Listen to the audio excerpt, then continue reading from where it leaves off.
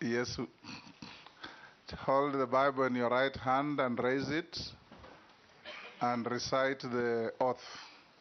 I, William Kabogo, do swear that the evidence I shall give before this committee on the matters under its consideration shall be the truth, the whole truth, nothing but truth, so help me God. Thank you. You may take your seat and sign to the oath.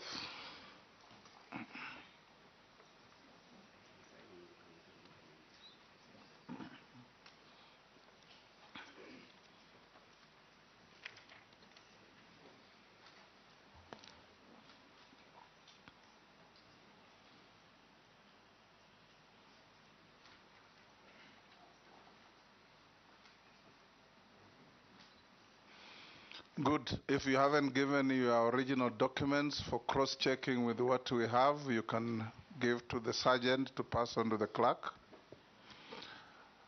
This is a committee of parliament on appointments in comparable jurisdictions. It's called approval hearings.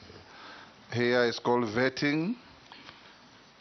We are to assess your suitability or otherwise to hold office to which you have been nominated. I'm the chairman of this committee, being the Speaker of the National Assembly.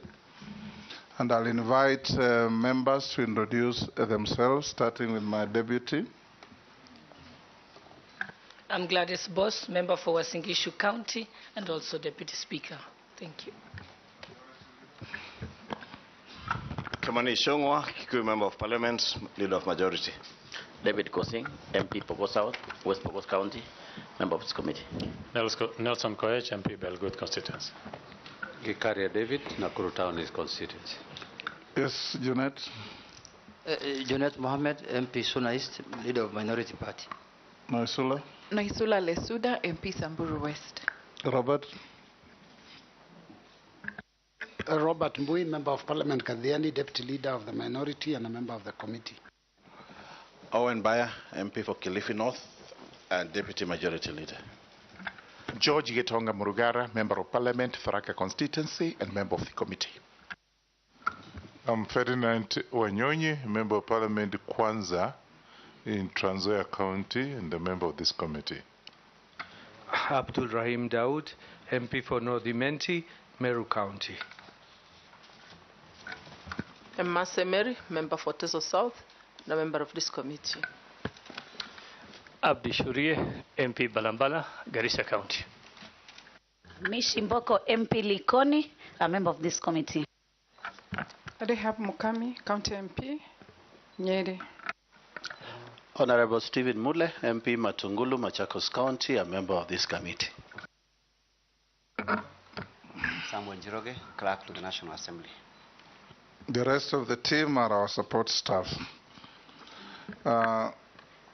Honorable Kabogo, welcome to this meeting. Thank you. The rules of engagement are very simple. You address everybody through the chairman. That's number one. Number two, don't engage in any arguments with any member. And three, no member is allowed to harass you. When they ask a question, they're all in good faith and answer them as such.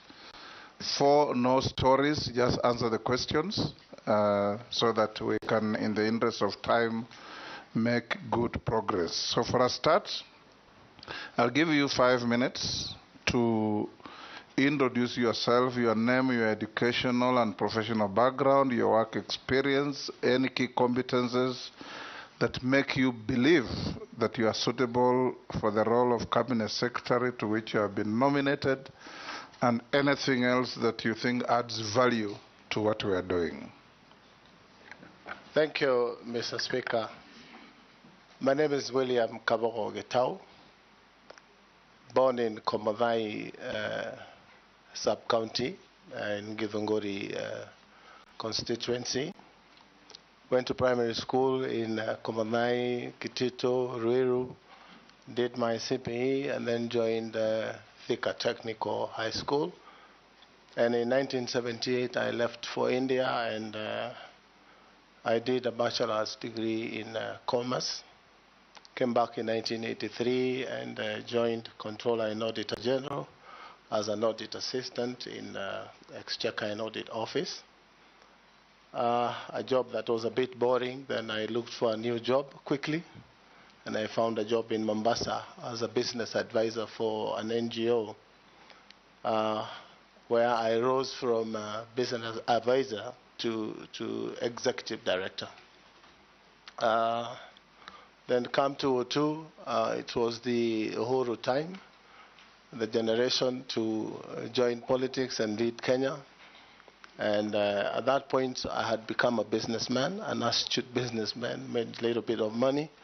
And I thought I would join the team, Mr. Speaker, to take the country to the next level. So I joined politics in 2002 August, was elected Member of Parliament for the larger Juja, which is today Juja, Ruiru, and Thika constituencies. Come the 2010 Constitution, Mr. Speaker, I decided to vie for a gubernatorial seat for Kiambu County. And I was successful, and I became the governor, first governor of Kiambu. And why I think, Mr. Speaker, this is a good job for me as ICT and digital economy minister is that I managed while at Kiambu to digitize the entire revenue collection in Kiambu County, taking our revenues from 800 million a year to 2.7 billion in 14 months.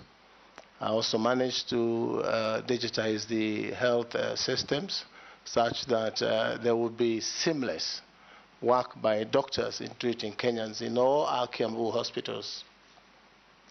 Also had developed management information systems for Kiambu County so that from a dashboard, Mr. Speaker, I would be able to know exactly what is happening in each of the ministries, the 10 ministries. So really, that gives me a head start on, because my view, Mr. Speaker, is that the job of a minister is that of a manager and a leader. And with a BCom background, I have learned management skills and I have practiced them. And so I am suitable for the job of Minister of ICT.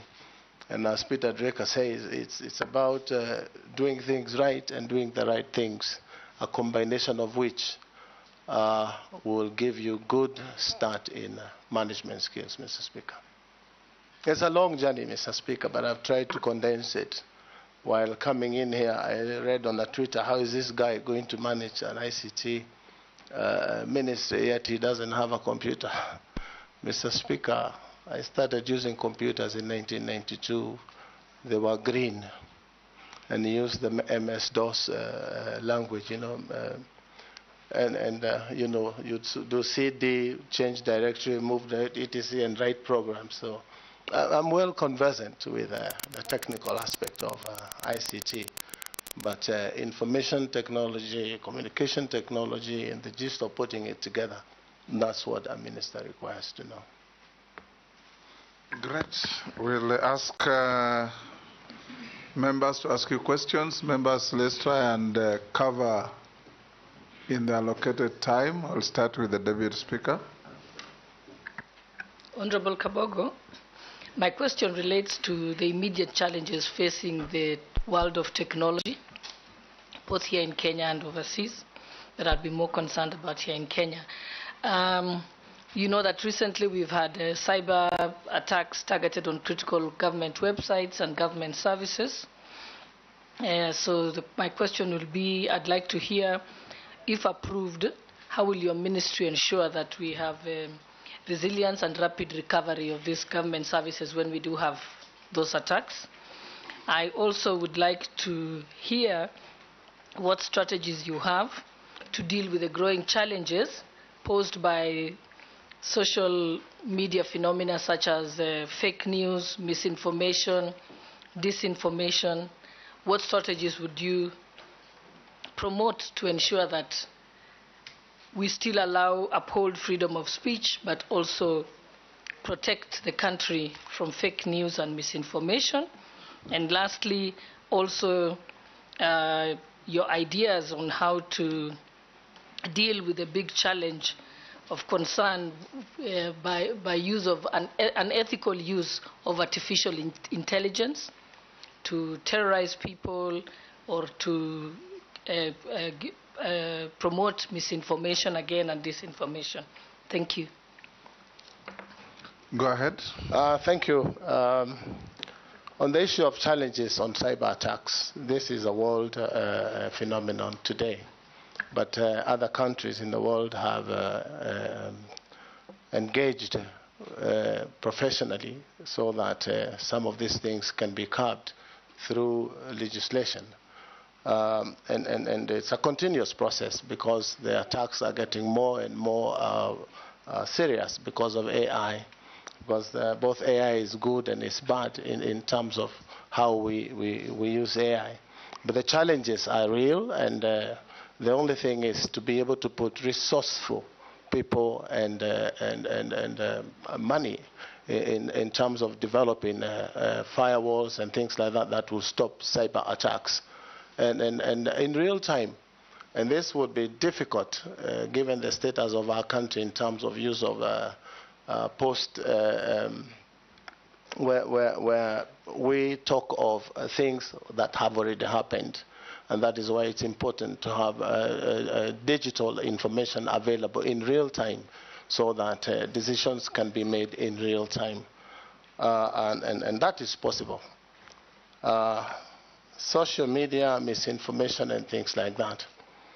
Apparently, this is happening again in the whole world, where very energetic young men and women on social media take to social media to send information, some fake, some real, some by use of AI. They could easily get my picture as Kabogo and use it to spread fake news as it is me who is saying. Suffice to say, Mheshimiwa, that the laws are there. We have, for example, the computer misuse and that law that governs such misuse is just a part of enforcement that needs to be improved, and also regular review of the law, but also cognizant of the fact that there is freedom of expression in Kenya. And we have to strike a balance so that the freedom of one is not used to infringe on the freedom of others. But more so, we should be thinking about engaging the younger generations, the Gen Zs, the millennials, on how to have ethical use of cyber space or internet space. Because today there will be Gen Zs, but in a couple of years there will be fathers. And the engagement should be such that if you put Kabogo in a coffin, as is the case now, at one time there will be fathers like me. How would they feel when their father is put in a coffin? Genuine engagement with the parties that are sharing this platform. On the challenges of the use of AI, I said AI before is good because it helps. If you want to know something today about anything, AI can help you, because AI, what it does is try to mimic human behavior and human thinking. And it's quick, it's information on your fingertips, but badly used will be detrimental to any nation. We should be able to have laws that help in our behavior and our attitude in terms of engaging and using AI. And from time to time, if I'm confirmed in this ministry, we should be able to engage the legislature to see that we have laws that help so that there is a balance. Again, I am aware of the very, very vibrant constitution that we enjoy today that has freedoms that I would not be the one to get into the toes of breaking other people's freedoms, but cognizant of the fact that there should be a balance. And I think I've answered your 3 questions. Thank you. Thank you, Honorable Speaker.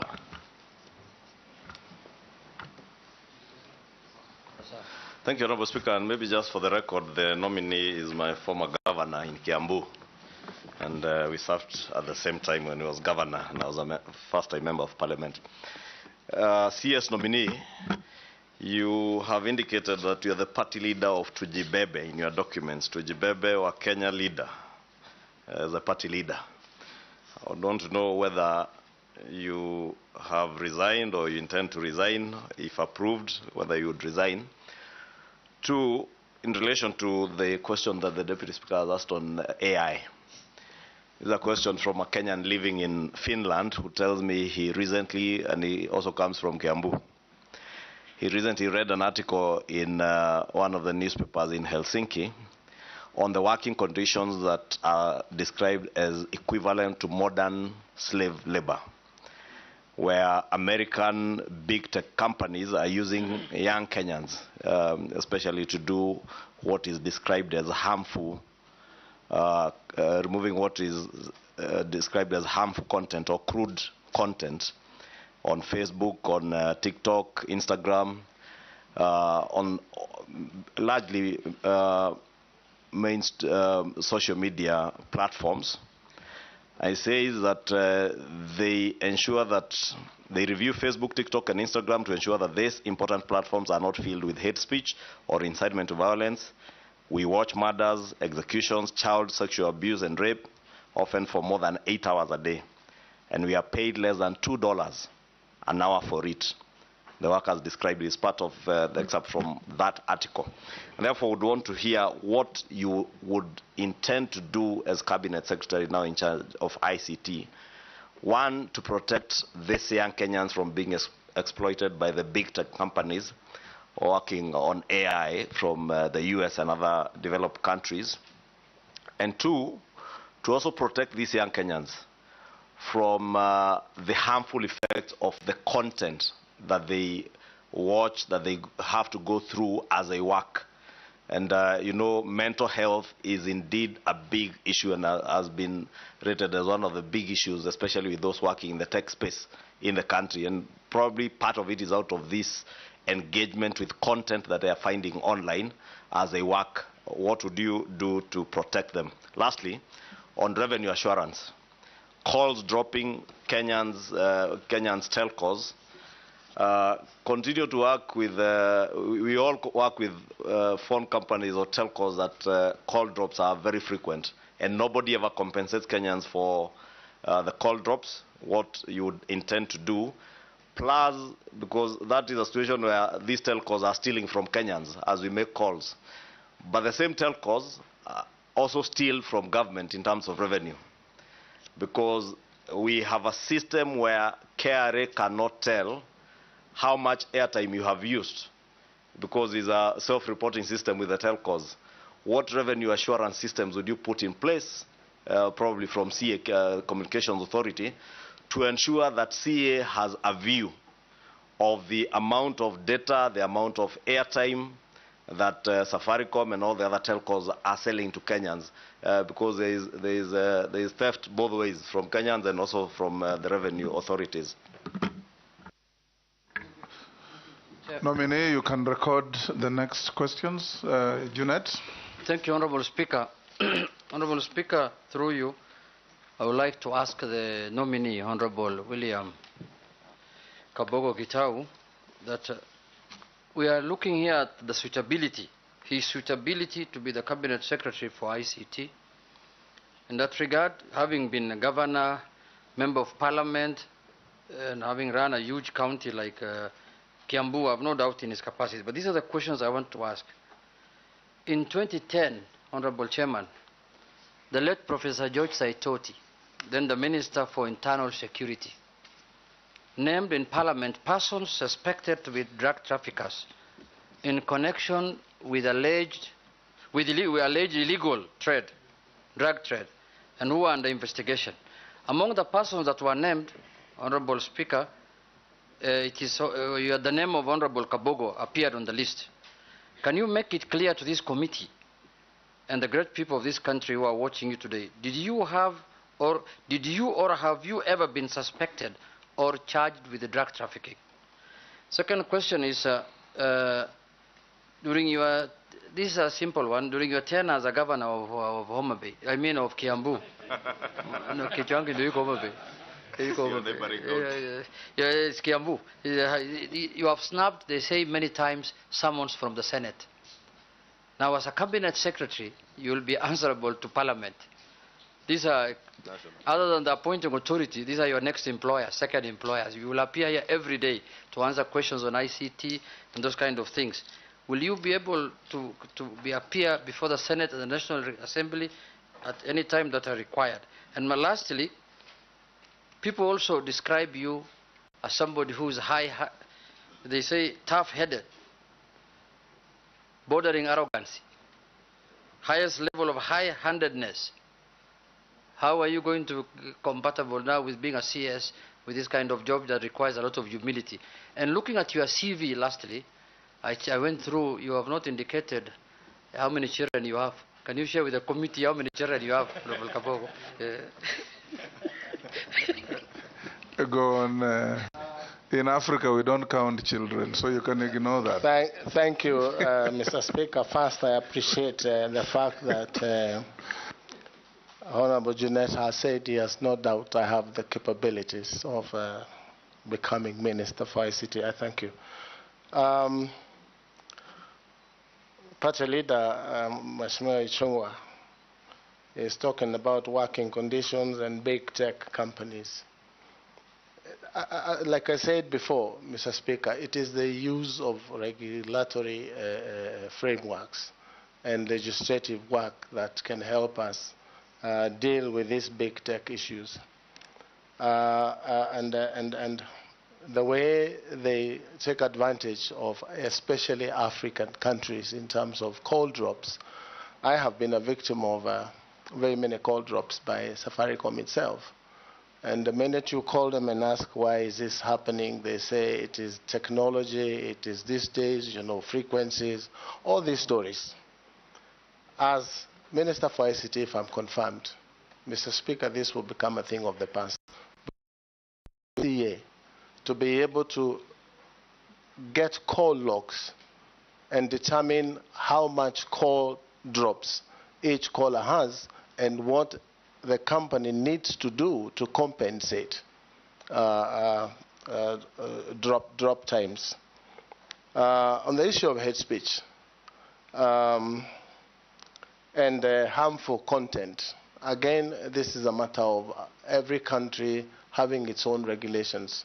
It is true if you look at TikTok, you look at Facebook and X, you will find all sorts of pornography, actually even available to children.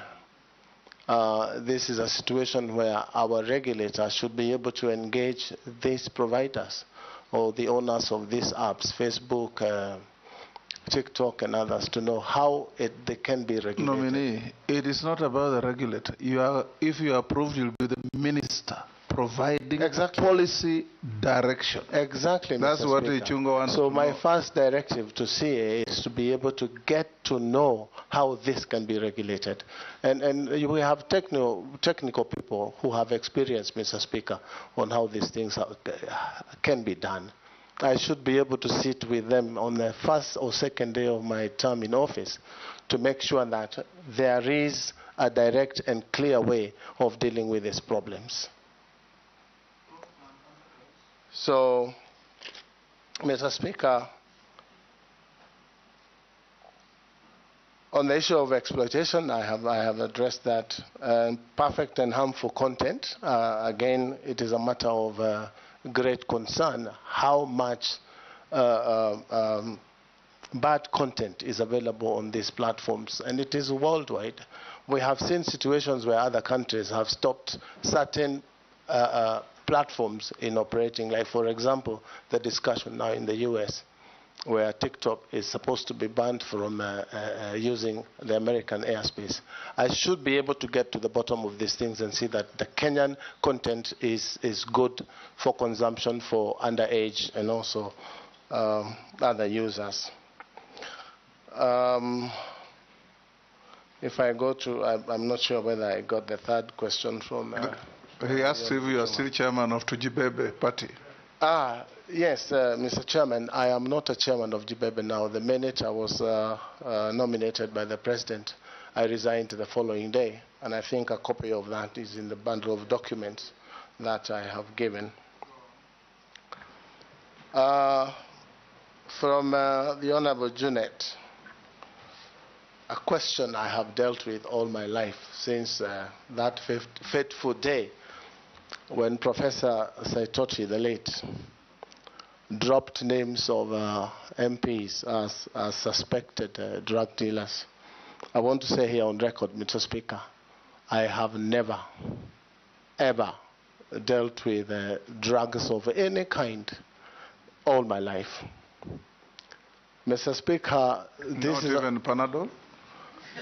Mr. Speaker, I do not imagine that Junet Mohammed was asking about Panadol. I have some in my pocket if it's just Panadol. But I know he's talking about hard. We know what he meant. He's talking about hard drugs, cocaine, and the rest. And this is a very disturbing subject, Mr. Speaker. But I invite Kenyans also to have a look at the dossier that Mr. Saitoti brought to the House. It's a dossier such that, Mr. Speaker, if it was given to Inspector Mwala, it would not pass Mr. Mwala's table for a script. If, Mr. Speaker, at that point in time, and records speak here in this House, I fought vigorously the tabling of our names without a leave of the House, because the rules are such that if you are discussing the conduct of an MP, you need to move a substantive motion. But for that particular one, it went through smoothly as planned. But my point here, Mr. Speaker, the government or agencies, the police, did a thorough investigation, and they gave a temporary report a month later, which was tabled and is part of the records of this House.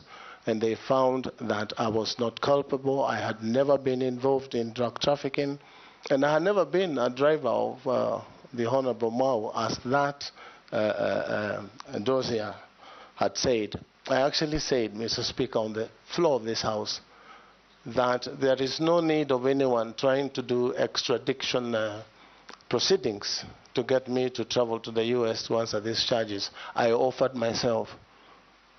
They give me a one-way visa, and I'll take myself to any part of the world to answer charges of drugs. It's never happened. So the authors of that dossier probably didn't get exactly what they wanted, but what they got is messing with people's names. And that is the situation it is today. Mr. Speaker, it has continued to happen. People talking about, you will find some of us are named Pablo, all those names. But the truth be told is that I did take some people to court. If you remember, there was a program by Standard called something Mihadarati by Mheshimiwa from Nyali. And I did take them to court. It's taken long, about 8 or 9 years. But finally, I got judgment against them, and I was paid a little bit of money. But circulation is still happening. This is something I am bound to live with for the rest of my life. But I do not do drugs. Thank you. That was a tough one. Yeah? You've not answered one.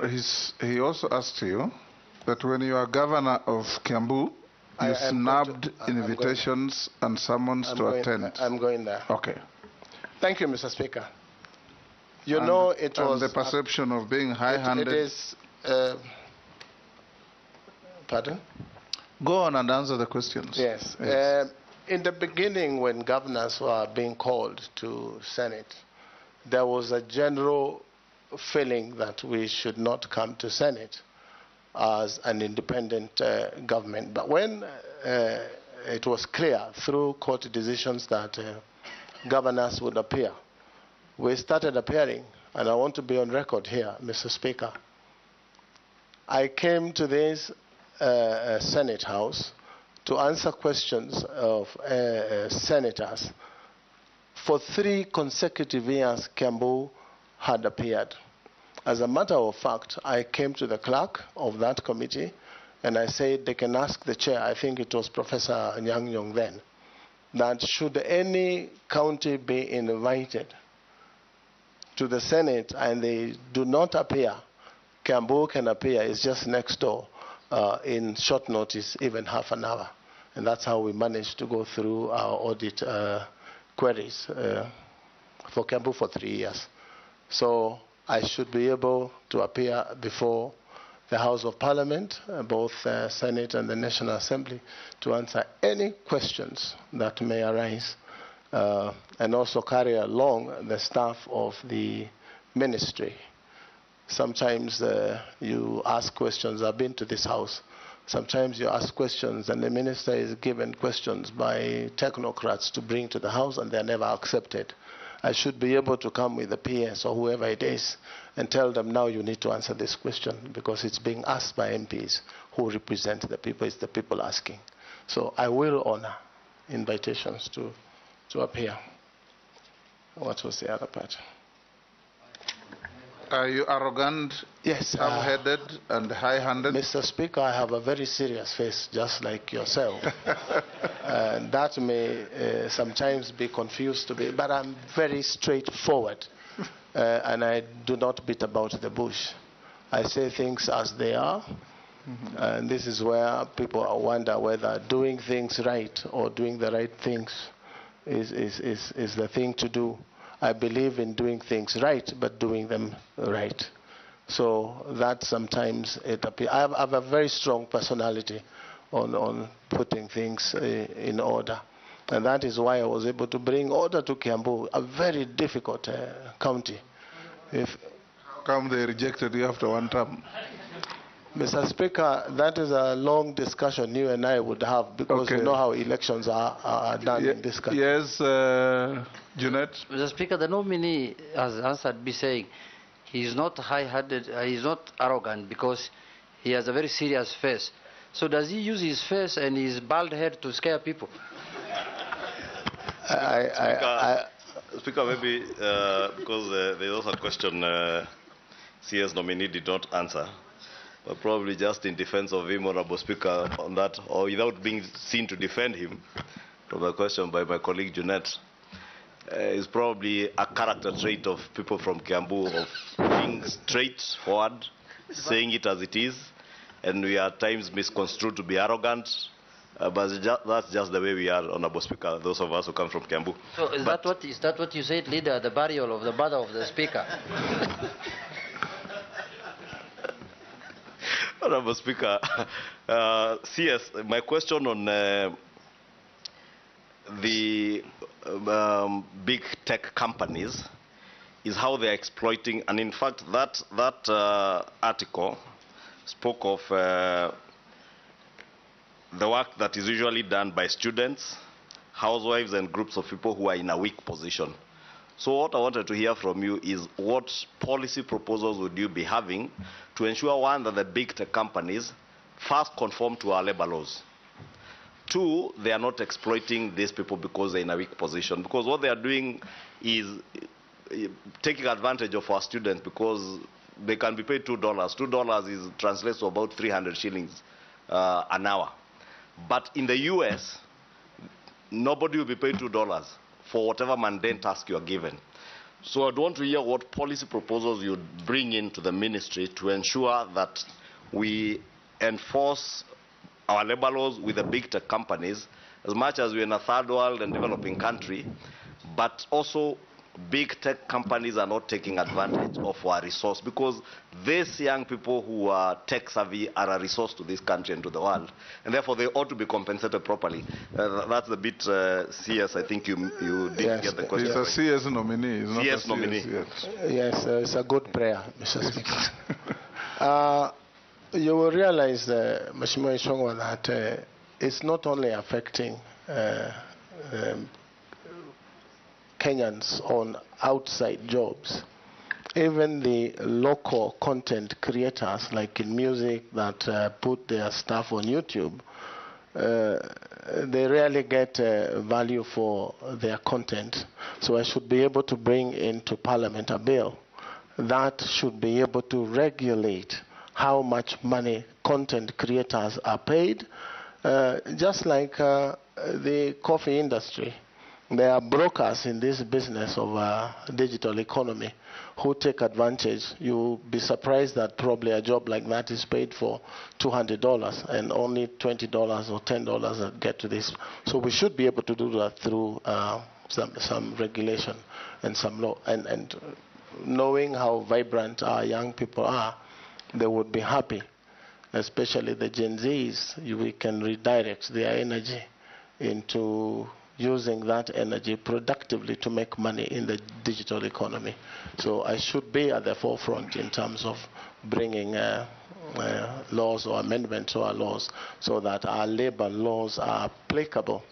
But again, challenges of enforcement is something we would need to worry about how to enforce, because the employing agency is an American agency, is a British agency. How do we apply it online here? So, and those are things that the technical people in the ministry should be able to advise. Pausing. Thank you, Mr. Chairman, our Speaker.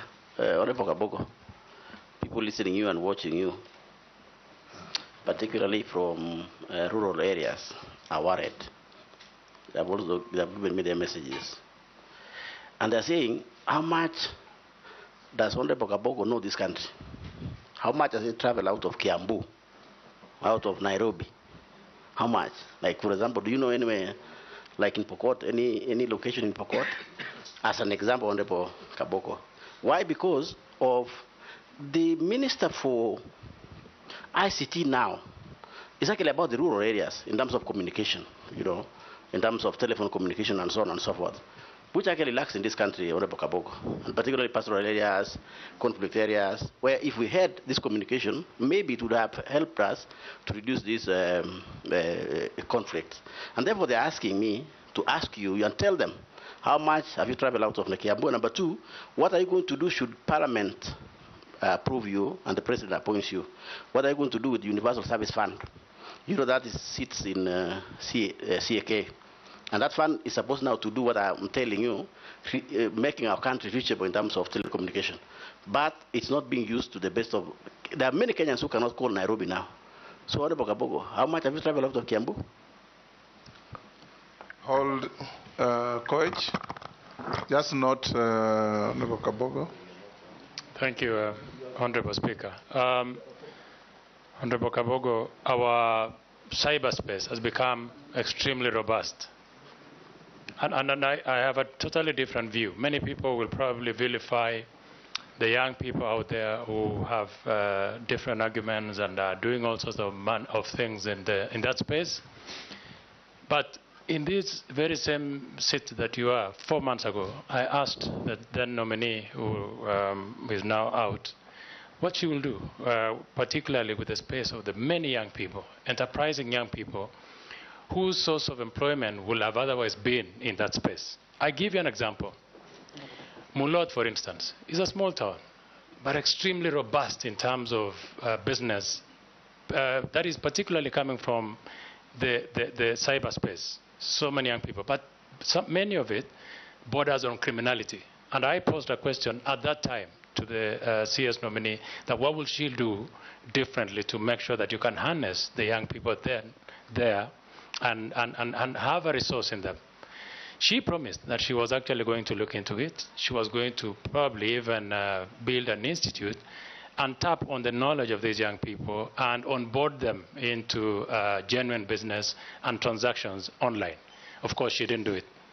I really want to peg my hope, assuming that you are approved, and I really want to hear your thoughts. What are your plans to these many young people out there? You look at the communication there on the internet, and you can see frustration. And many people are educated.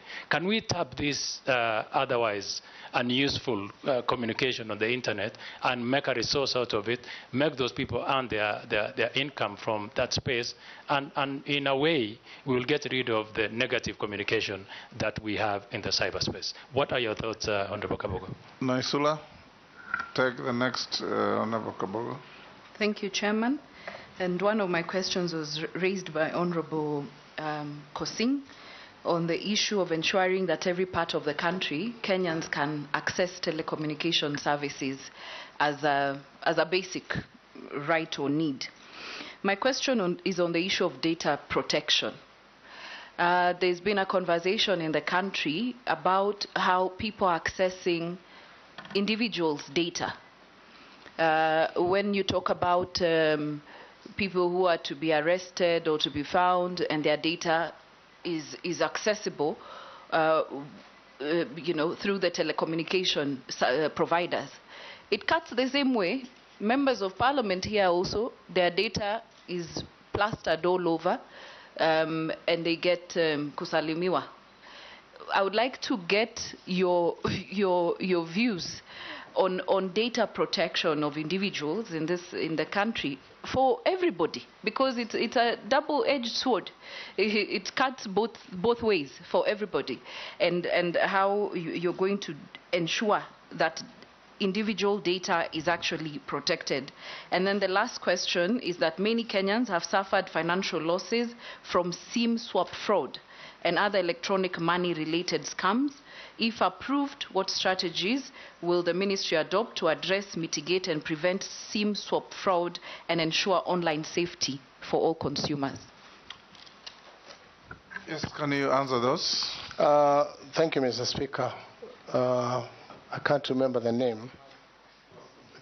Honorable Posing. Posing, yes.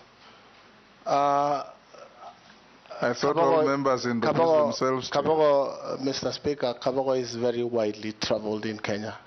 I know every corner of Kenya.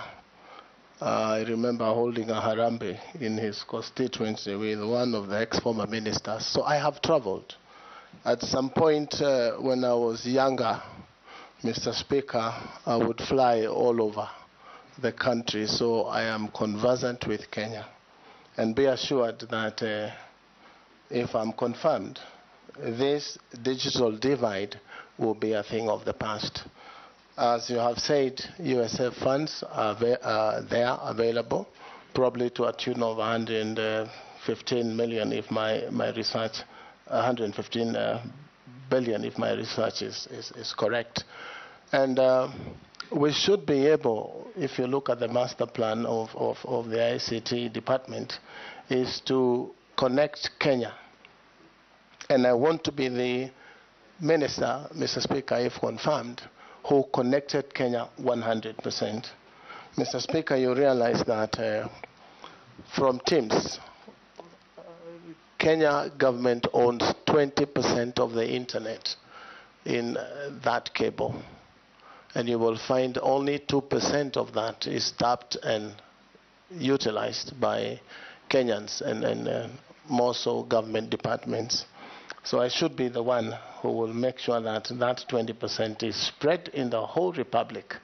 And for cases where security is a threat, we have satellite services like what Starlink is doing now.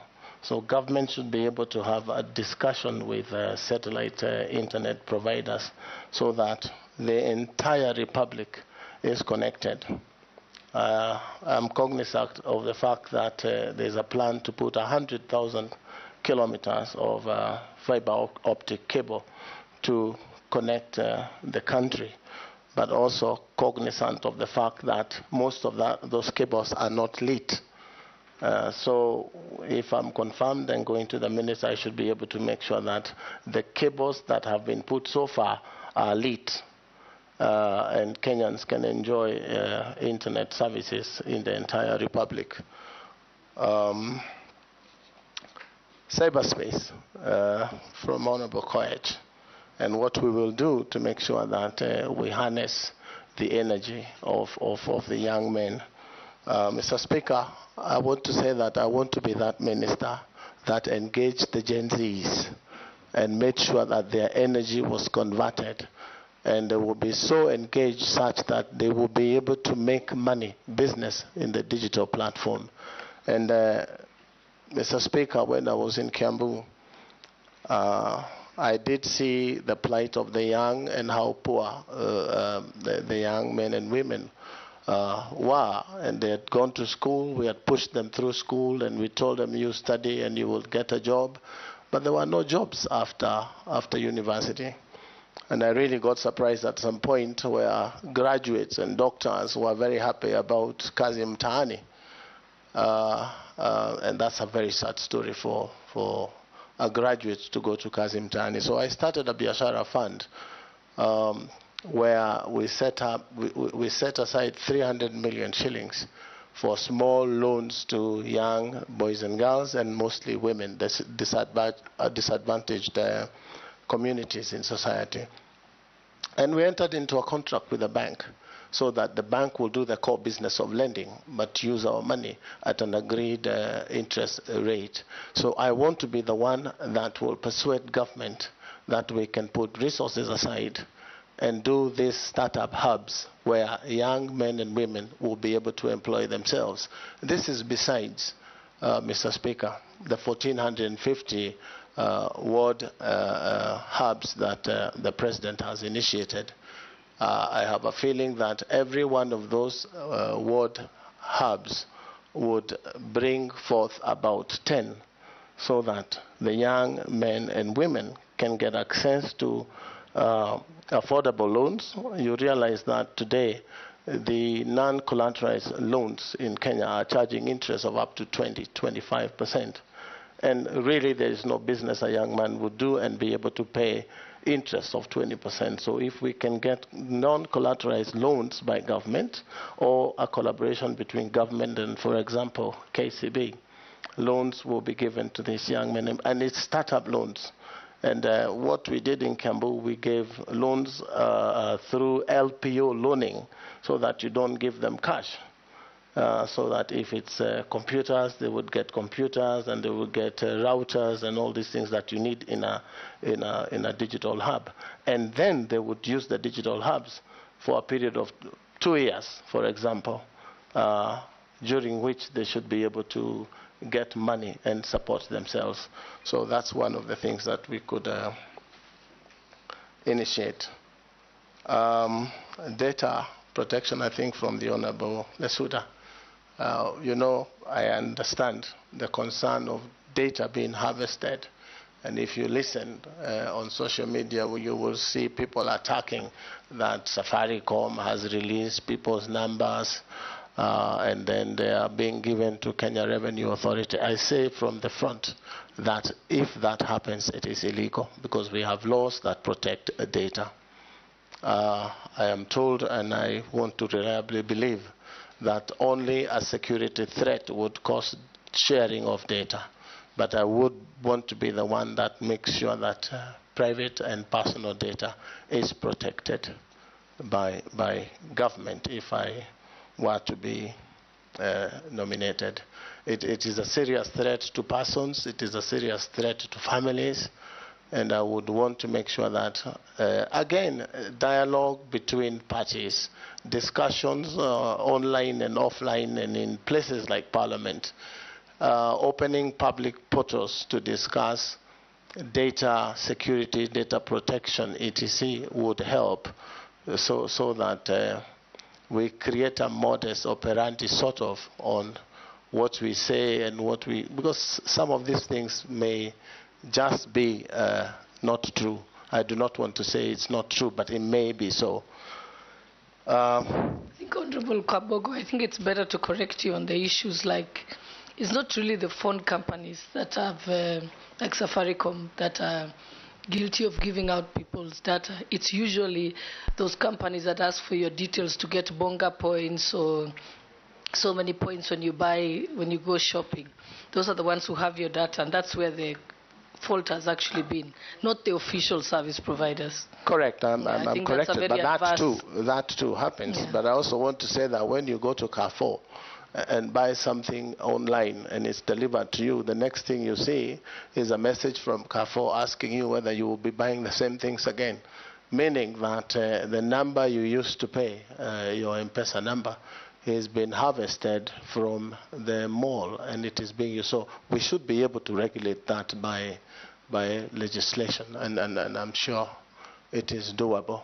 Again, remember the extent of use of the social media platforms. We have the most expert young men in hacking. So hacking is also an issue where people just hack into places like Carrefour and be able to see who is shopping what and how much capacity they have. So it's an entire complex industry, but Kenyans are innovative and we have the capacity to deal with those problems. Thank you. Mary Emase. Thank you, Chairman. My question to the nominee. This country's been battling with a lot of gender-based violence, femicide, and many others. And I want to take you to 2011. In 2011, a young university woman with a beautiful and promising life, Miss Mercy Keino, was found dead in unclear circumstances, just like many of them that we lose through femicide. And that was after being invited to a party where it is alleged you were the host. That tragic incident left so many Kenyans, so many questions in Kenyans' minds, and still remains in the memory of many Kenyans. Kindly expound on this and explain whether you are fit to hold office in light of these allegations. Thank you.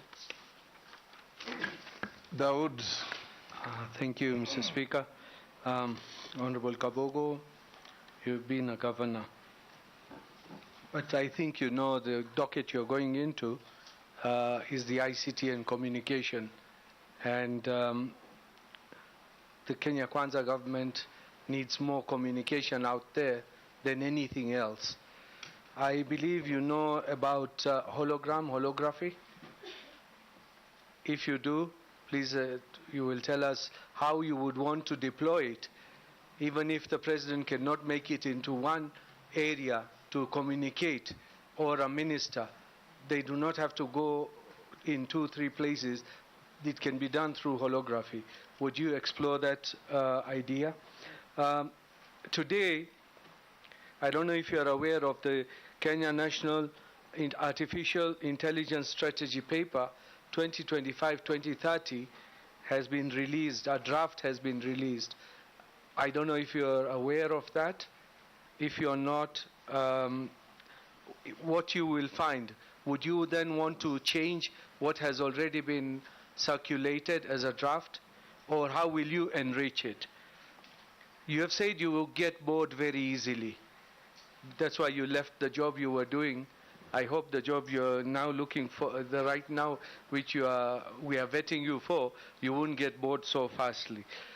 The last one is regarding KBC and Communications Authority and Helios. Helios, the one which was buying telecom. Helio, I'm corrected. I don't know how you have communicated with CAK, there is a debt which CAK has got of KBC, which has not paid about 6 billion shillings. How are you going to tackle that? And how are you going to tackle the retirees of KBC who are not getting their pensions and the lump sums from the year 2021? Thank you, Chair. Ferdinand. Chairman. May I switch on off your mic? I think traveling around and interacting with the people from this region, the East African countries actually are looking at Kenya as a more developed, because I've been to Tanzania, Uganda, and even Southern Sudan. And I've realized that the whole Kenya to be more developed in terms of the ICT facilitation. And I just want to see, because of they can, instead of people traveling, what have you, how are you going to improve? How are you going to coordinate this infrastructure with the other countries. If we met you, the Minister for Communication. Secondly, I think what we are seeing around is a lot of indiscipline among our youths. And you are trying to explain, but the youths needs a program, a specific program to be able to discipline them going forward. If we leave them the way they are, this country is going to be thrown to the dogs. So what programs will you come with? Being, of course, you are saying you know this discipline. What are you going to come up with a program to be able to discipline our children so that going forward there's discipline in the area, particularly in your country? Thank you. Last on this batch, Murugara. Yes. Thank you, Mr. Chairman.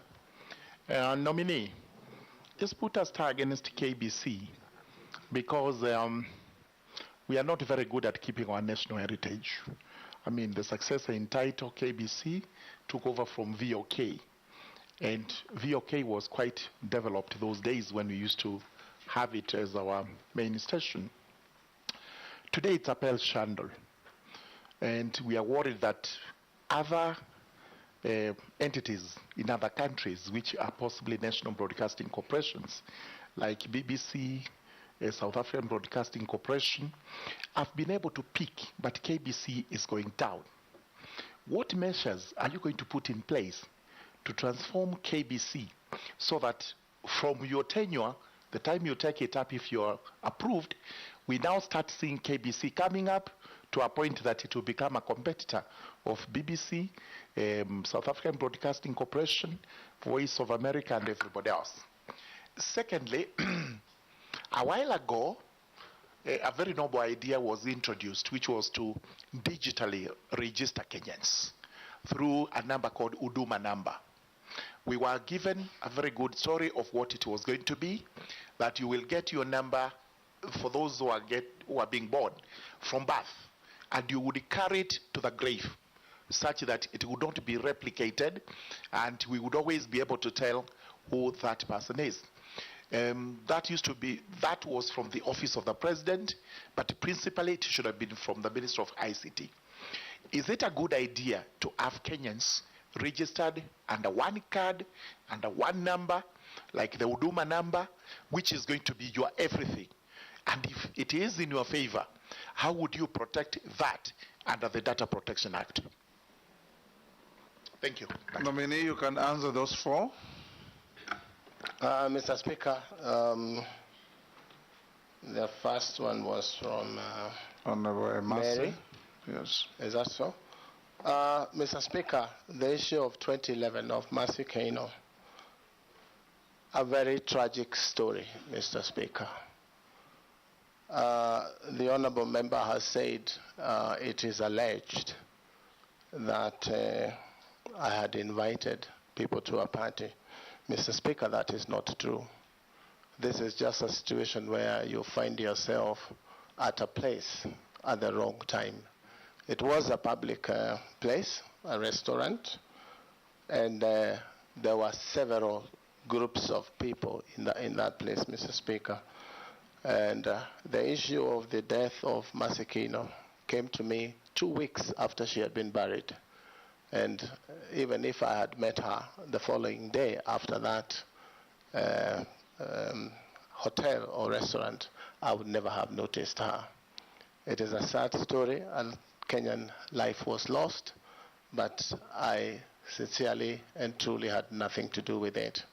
Suffice to say, Mr. Speaker, an inquiry, I think it was inquiry 22 of, I think 2012, was done at Milimani Magistrates Court, and all persons of interest. An inquiry or an inquest? An inquest, sorry. Yes.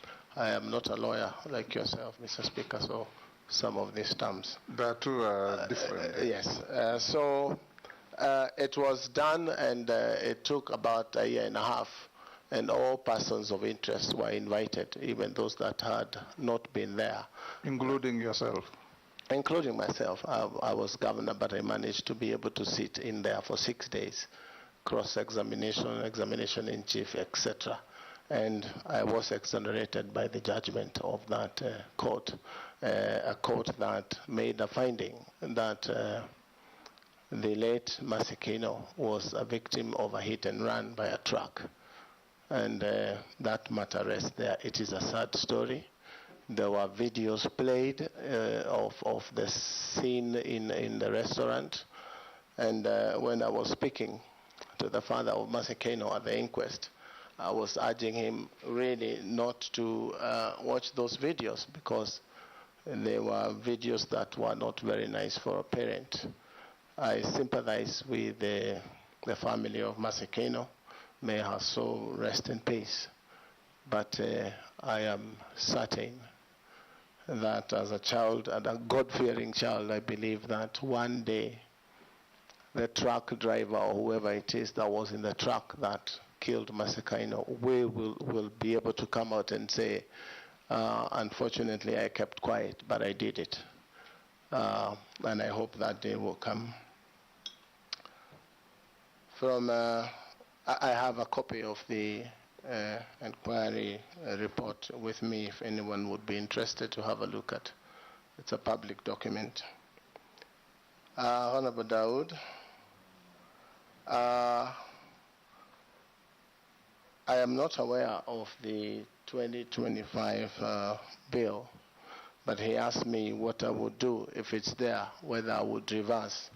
I would have to probably study it closely with the technocrats in the ministry and understand what has informed the bill, what it wants to cure, and look at it with those that are technocrats in different divisions in the ministry, to make sure that we bring to law a useful legislature that will help. I'm not sure whether I understood your It's a strategy draft, not a bill.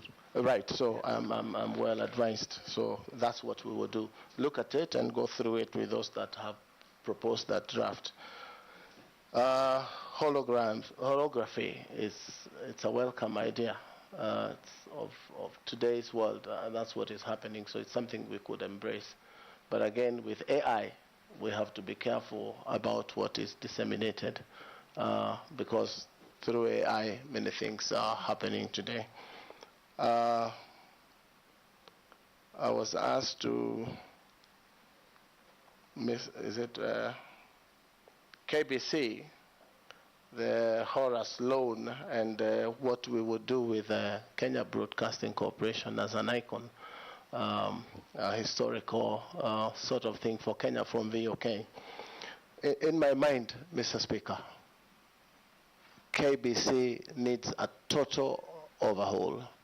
It needs to be reassessed how it's operating, so that if you look at BBC and other, Al Jazeera and others, they have a contribution from state that funds public broadcasting, so that KBC may have a wing of public broadcasting and the commercial division that takes care of its commercial entity. I've talked to a couple of people and they say KBC has got a lot of land. They could sell their land and revamp KBC financially. From the school of thought, Mr. Speaker, when you sell the first parcel and sort out the employees' emoluments and pension and statutory deductions that have not been paid, and probably buy a few cameras and things like that, they go back to the same hole a year later. They will pick the next plots and sell until the 8th one is sold and they have no plot to sell. We should be able to go in and reassess the viability of KBC as it stands. I have come across during briefing something that says they want to borrow from, I think it's Spain, a tune of 12 billion to revamp KBC by buying new equipment, broadcasting equipment, etc., etc. And that, to me, sounded very worrying, because you will look at other broadcasting stations like, for lack of a better example, like Citizen. And if you assess the sort of money they have used to make their broadcasting stations what it is, 12 billion is completely exaggerated. I should be able to go in there, send out a team to the world online, and find out what sort of equipment KBC requires and how it needs to be brought back into a world-class broadcasting station. If you put your TV on this evening, Mr. Speaker, and you put KBC, and there are young men and women in that house, you will almost get a bashing. What are you doing in that station? I want to be the one who sorts KBC. If you put it in your house, people will want to watch because it's got the right content in terms of broadcasting, entertainment, and things like that. You'll find a radio station from KBC. If you drive up the mountains, any part of Kenya, you will keep losing the wave because they say the equipments are obsolete. There is also a situation in the world that is happening now, Mr. Speaker, where you don't have to buy equipment. You can lease equipment. And the lessor of equipment is responsible for managing and keeping the equipment running. And if it fails, they bring in new equipment. That may be cheaper. Because if you buy equipment today and they say the life of equipment is about 5 years, so does it mean KBC should spend another 12 billion shillings in reorganizing KBC? I believe it can be a world-class broadcasting station with support from government for public broadcasting in public interest. But the other division that is commercial should be able to sustain itself. And that is something that I think we can do fairly quickly as a quick win. You talk of a debt. As I was receiving briefs, Mr. Speaker, there is debt to telecom, debt from so-and-so, debt owed to CA. There's so much cross-debt in government sagas that some people say we will not pay because we are owed. You find a place like telecom, when it comes to paying, they say it will affect public in this way or the other. But when it comes to their own dues of paying, they say they are private. So these are some of the things that we need to be able to deal with so that Caesar is given what is Caesar's. There's a lot of money out there owned across these agencies. And probably we need also to find whether we can legislate on how debt across government agencies can be controlled, like in any business.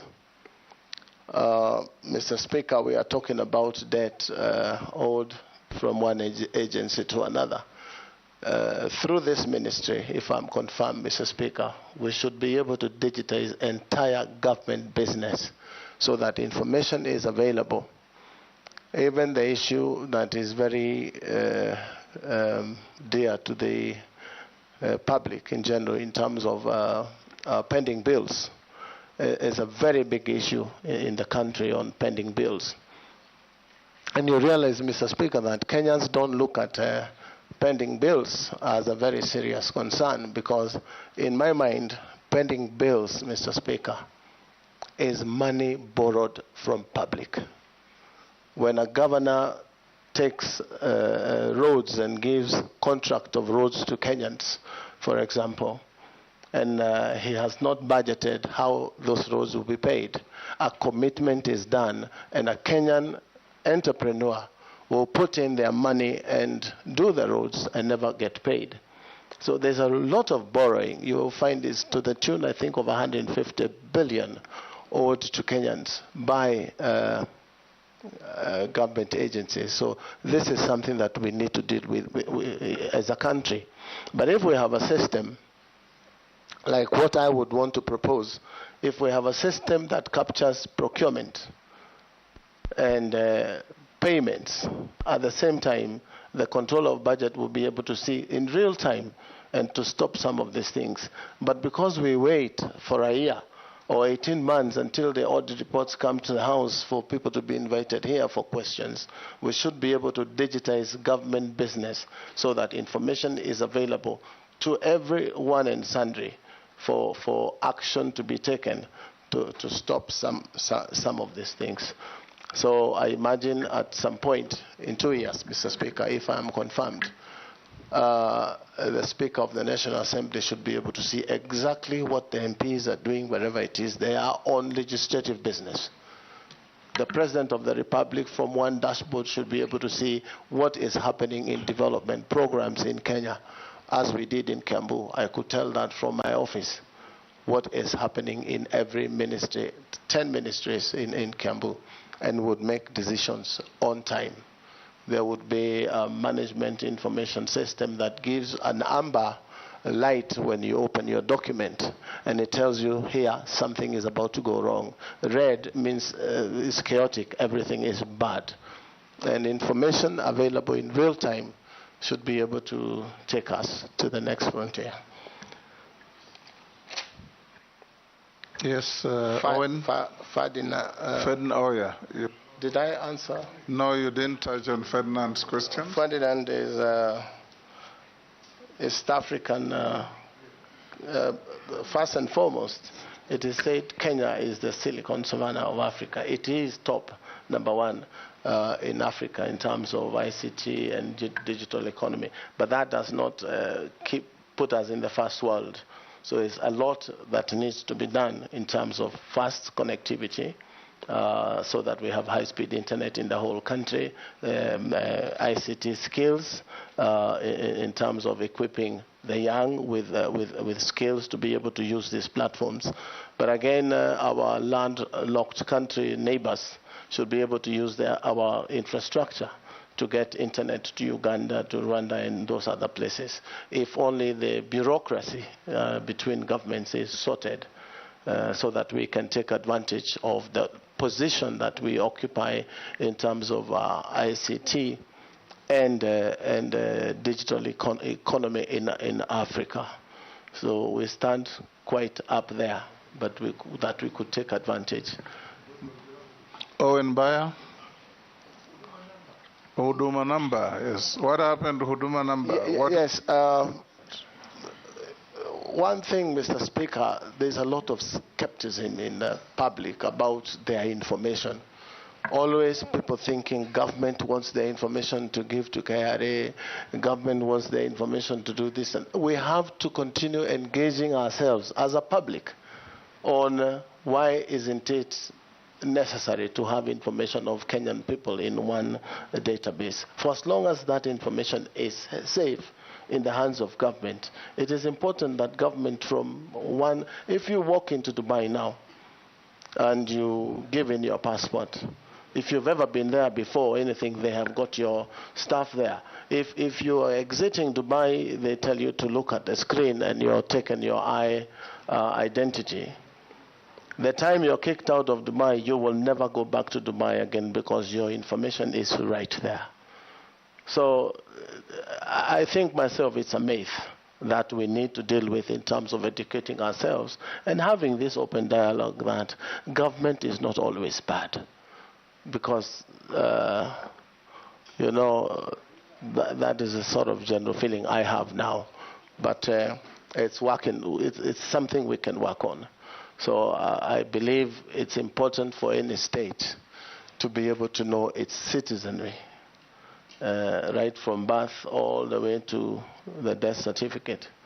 So I have nothing against Huduma number myself, but we need to go in there and find out, are there other things that are being done that look like Huduma number? Because every other time this is changing, that is changing. I believe we can have one document that suffices for all services. And avoid spending public money on some of these things. Owen Bayer. Thank you. This is the fourth time you're calling my question. Take the next round. The fourth time you're calling my question now. Yes. Thank you very much, Honorable Speaker. Honorable Speaker, I would like to ask the nominee this question that touches on collective responsibility as a binding note for Cabinet. You're aware recent events have shown that a CS could actually call a press conference to complain about and seek questions for government he serves in based on a personal issue or personal matter. And if you are given an opportunity Honorable Kabogo, how would you handle this issue of collective responsibility? And that would you have the discipline to really stay in government and say this collective responsibility, or will you just, as a politician, you know you're a politician, go the political way and seek public sympathy? Or would you handle it differently? Secondly, Honorable Speaker, our question on expired data. You know, when you buy data, you don't use it, it expires. And I see on my phone a lot of data that I can't use. You know, a lot of it I can't use because it's expired, but it is there. But when it comes to consumer protection, why would I be forced to use data when I don't want to use it? It's my property. I bought it. Why would a telco want really to control how I use it? And how are you going to bring in policy and regulations on the same to ensure that Kenyans are not robbed by telcos in terms of expired data? I think there are millions of expired data out there. And Kenya are suffering. They have it, they can't use it because somebody decided they can't use it. You know, and lastly, Konza Metropolis was a great idea. We see it when we pass going to Mombasa and we see the development that is there. But the idea behind the Konza Metropolis is that we're going to have cutting-edge technology coming out of it. Cutting-edge technology, that we are Silicon Savannah. And that was the base for the Silicon Savannah, that we would see a lot of things, apps and all that coming out. But what we see a lot is buildings.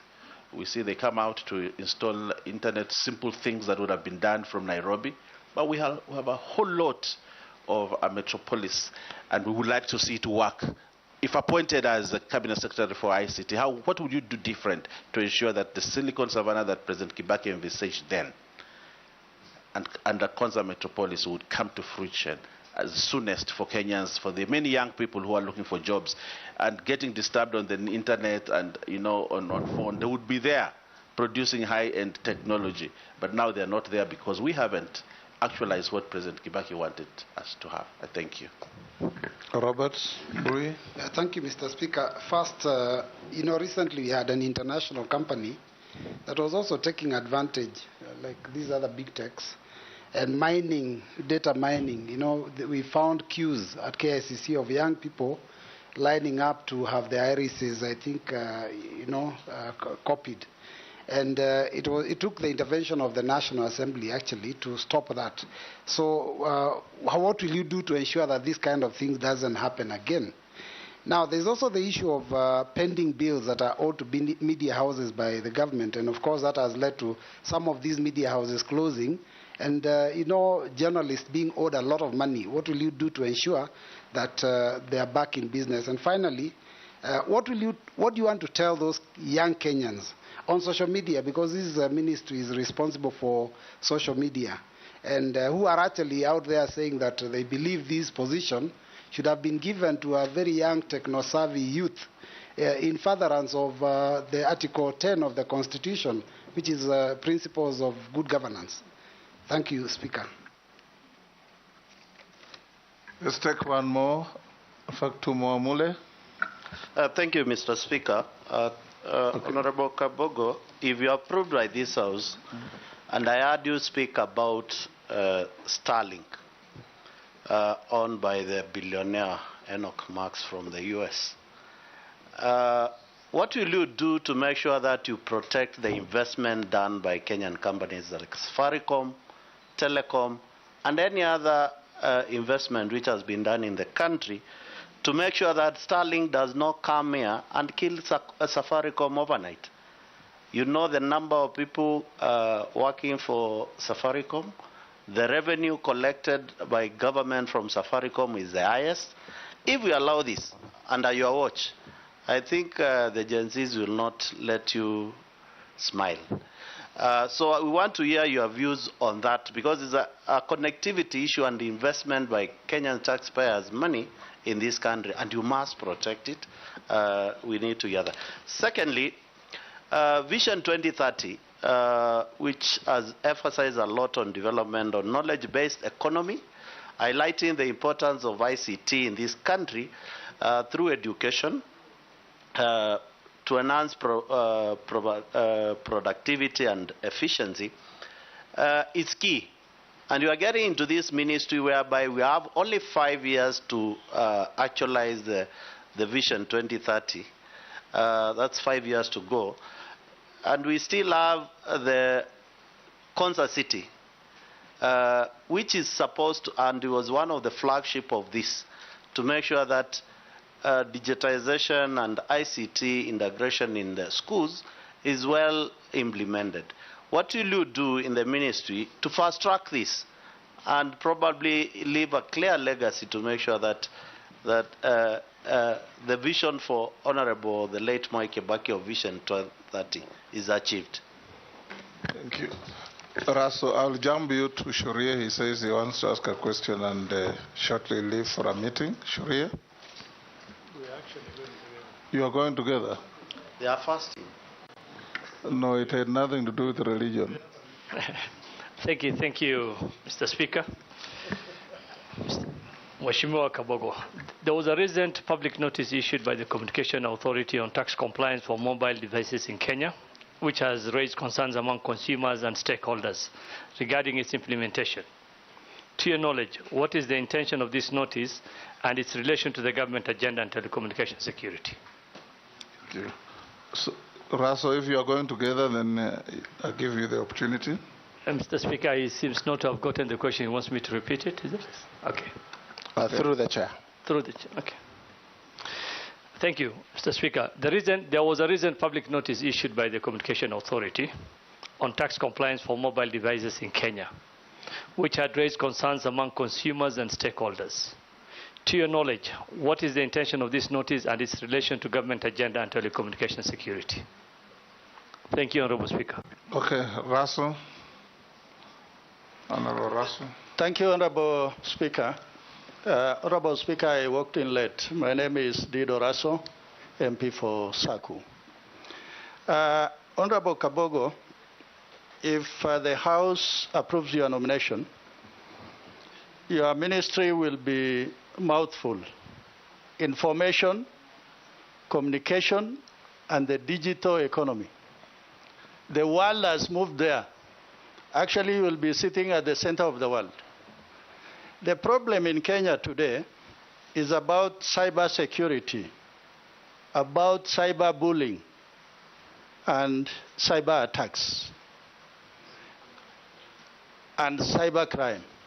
Currently, we have 20,000 services on eCitizen. If those sites actually are attacked, it means Kenya will be closed for a minute, for a day, even for a month. If you'll be given this position, there's the balance between securing Kenya, but also opening the digital economy for business. How have you placed yourself that Kenya runs, but at the same time, Kenya is secure? Thank you, Honorable Speaker. You can respond to those four. Thank you, Mr. Speaker. Yes. The first one was from, I think, Honorable Owen Bayer. About collective responsibility. That is the issue, the whole world, where collective responsibility is supposed to be. Excuse me, Mr. Speaker. And you talked about a recent situation where a minister of government came out and broadcasted dissent or his dissatisfaction on the issue of abductions. And I simply, from where I sit, and you said I'm a politician, I'm more a leader than a politician, because the politician thinks about the next election and the leader thinks about the next generation. So I belong to that other side. But from where I sit, that was very irresponsible of the Honorable J.B. Muturi, if I may say so, Speaker, without saying more.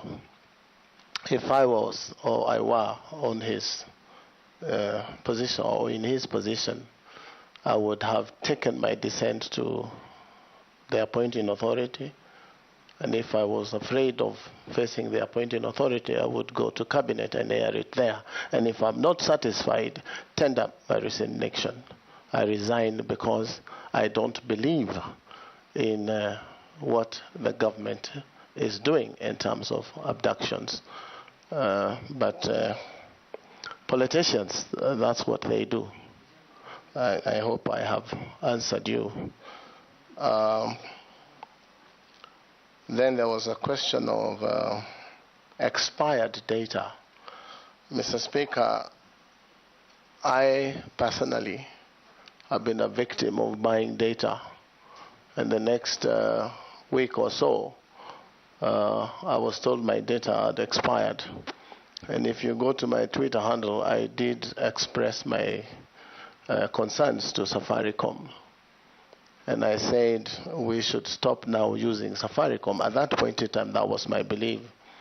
And I explained that you cannot go to a shop, Mr. Speaker, and buy sugar, and then come to my house and tell me how not to use or how to use that sugar. And I think I want to inform the member, since then, I really had a back and forth with Safaricom. Now they give you an option of buying, I'm not speaking for Safaricom, but they have an option of you buying data without expiry or data with expiry. So ujitume, ununue, whatever it is that you feel is good for you. But it was very disappointing for me that day, and I believe for most Kenyans. Mr. Speaker. Yes, Owen. I think we need a policy, because if you make expirable data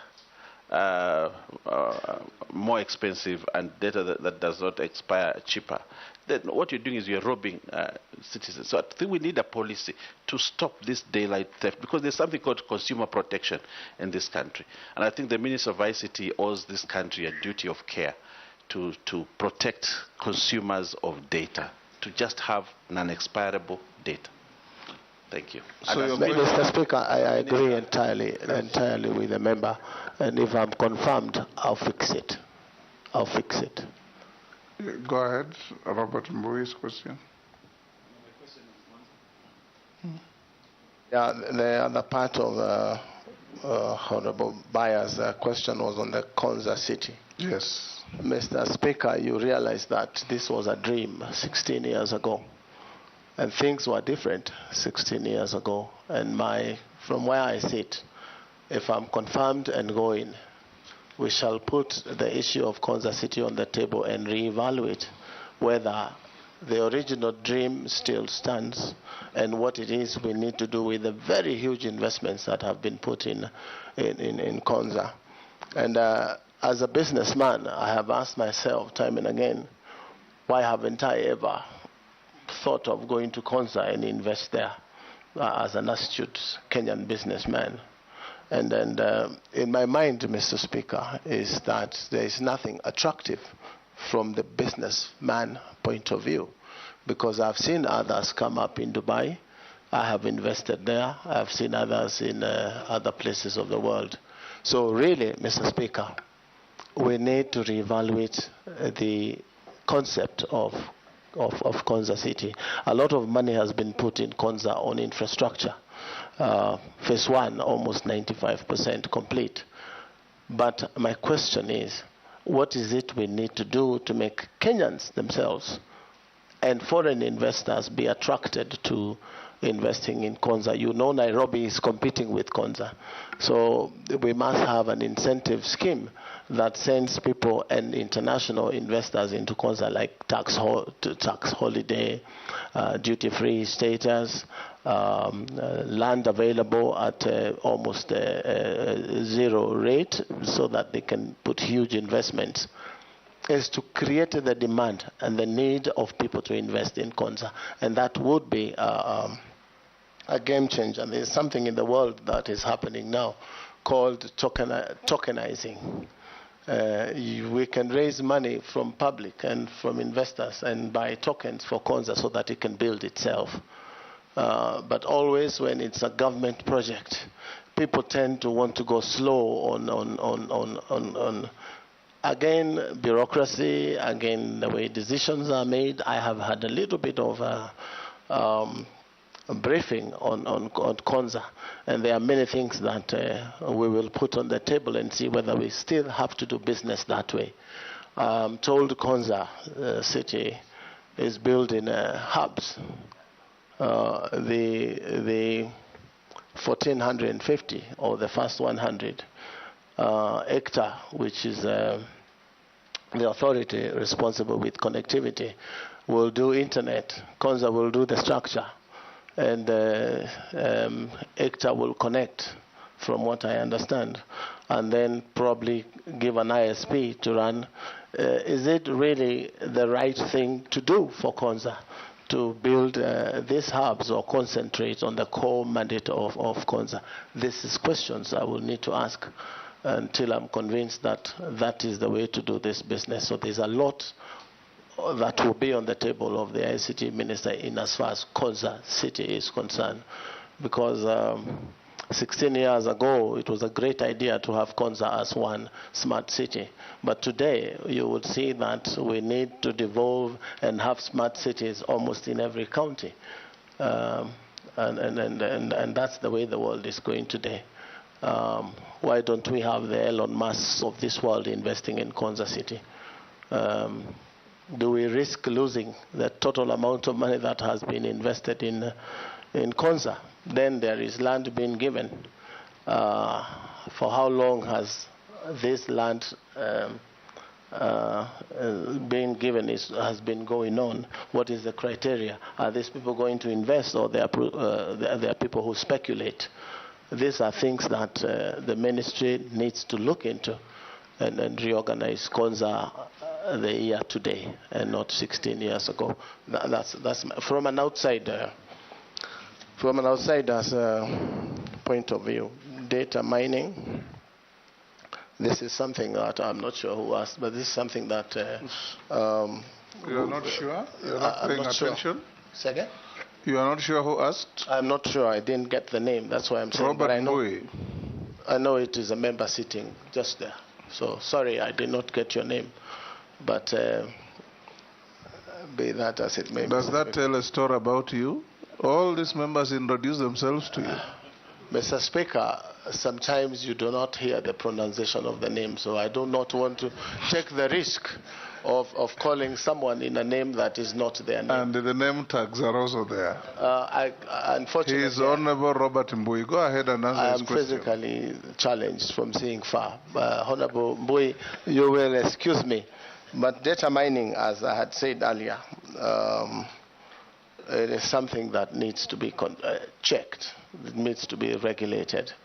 What sort of data is going into whose hands? You did give an example of a company that was collecting, I think, data from Kenyans, and they were paying. So government should be able to regulate who is it that is collecting data from Kenyans. And I think that's not a big deal to do. We should be able to quickly. In fact, should we allow any foreigner to come and mine our data? In my mind, we should not, unless it is done through a government agency. And for what reason, Mr. Speaker, we would want to give data of Kenyans to foreigners? For me, that is a straight no. But you find that Kenyans are very enterprising, Mr. Speaker. When the rumor was that you get 10,000 shillings after you register, sometimes Kenyans don't give a damn of some of those things as long as there is some enterprise happening. So we should be able to engage people and them understand that it is wrong for them to give data to anyone. So I want to tell Kenyans to be careful on who you allow to take information from yourself. But if we have rules and regulations on how this thing is done, it can be controlled. Now, Mr. Speaker, I think it's Honorable Mule. I got... Yes, Robert? You haven't finished my questions on pending bills and what Kenyans on social media are saying about this docket.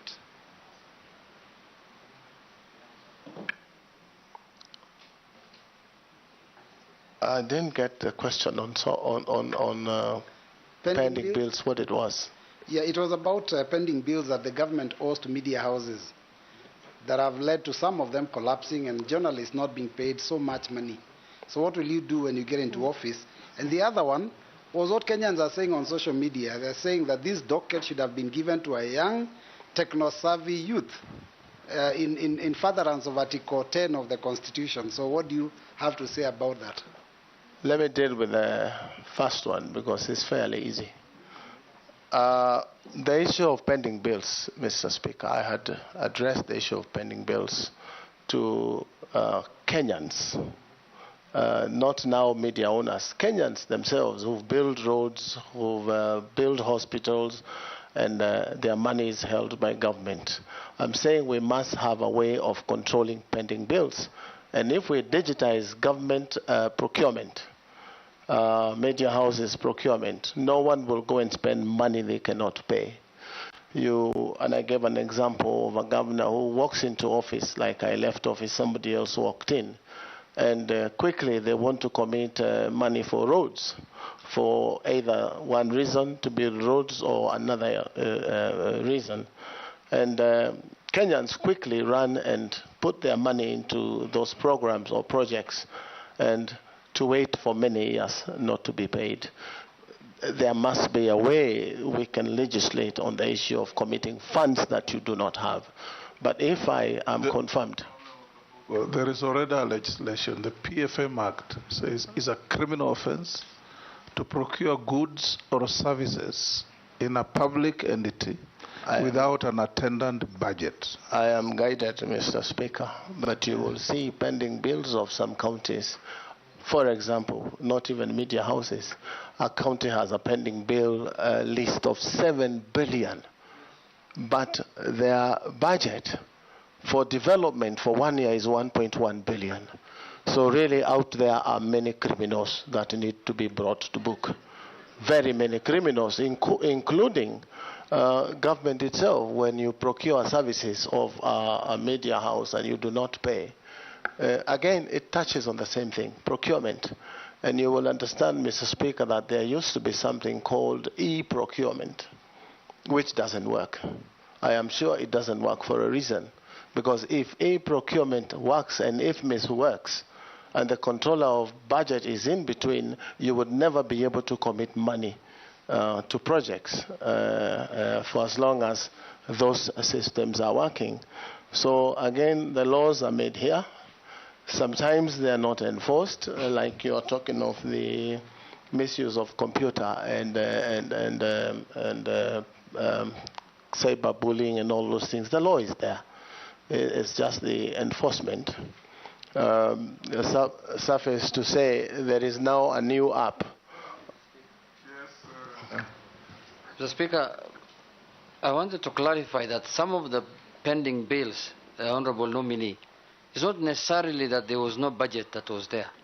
There was budget and government procured the services, but there was no exchequer when the service was done. There was no money. You know, government, a budget is a document of intent. So they go and collect money. If they don't collect enough money, then they have no money to pay. That is the way it is most of the time. And if you can pay, if you can deal with the pending bill in your ministry in the manner that you understand, the better for the government. Sure. Mr. Speaker, if you allow me to school my friend Honorable Junet a little bit on the issue of pending bills, is that the money was not there then. But if you look at it aggregately, the total is that if you have closed your books of the year and you have 7 billion spending bills, and the following year it turns to 9, it means there was no money for that particular project. Otherwise, if it was, you should be able to clear your bills in the successive year.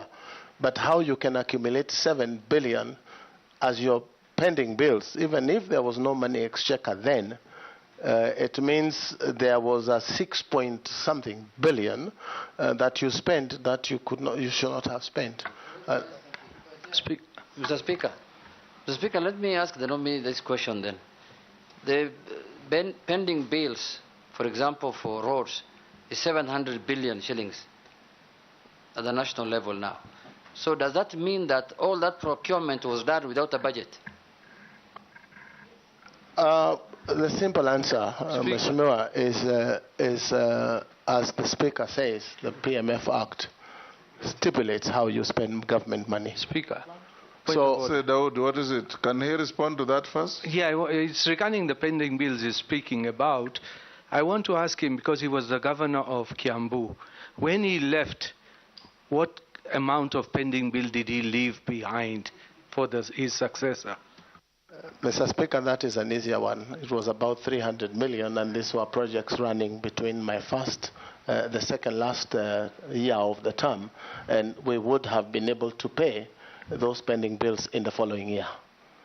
But today I hear it stands to 6-point-something billion. I would not say why. Can you respond quickly? We are running out of time. Go to Mule's question. Mule. Then Raso, then Ishuria. To protect Kenya's investors, business, and the Gen Z,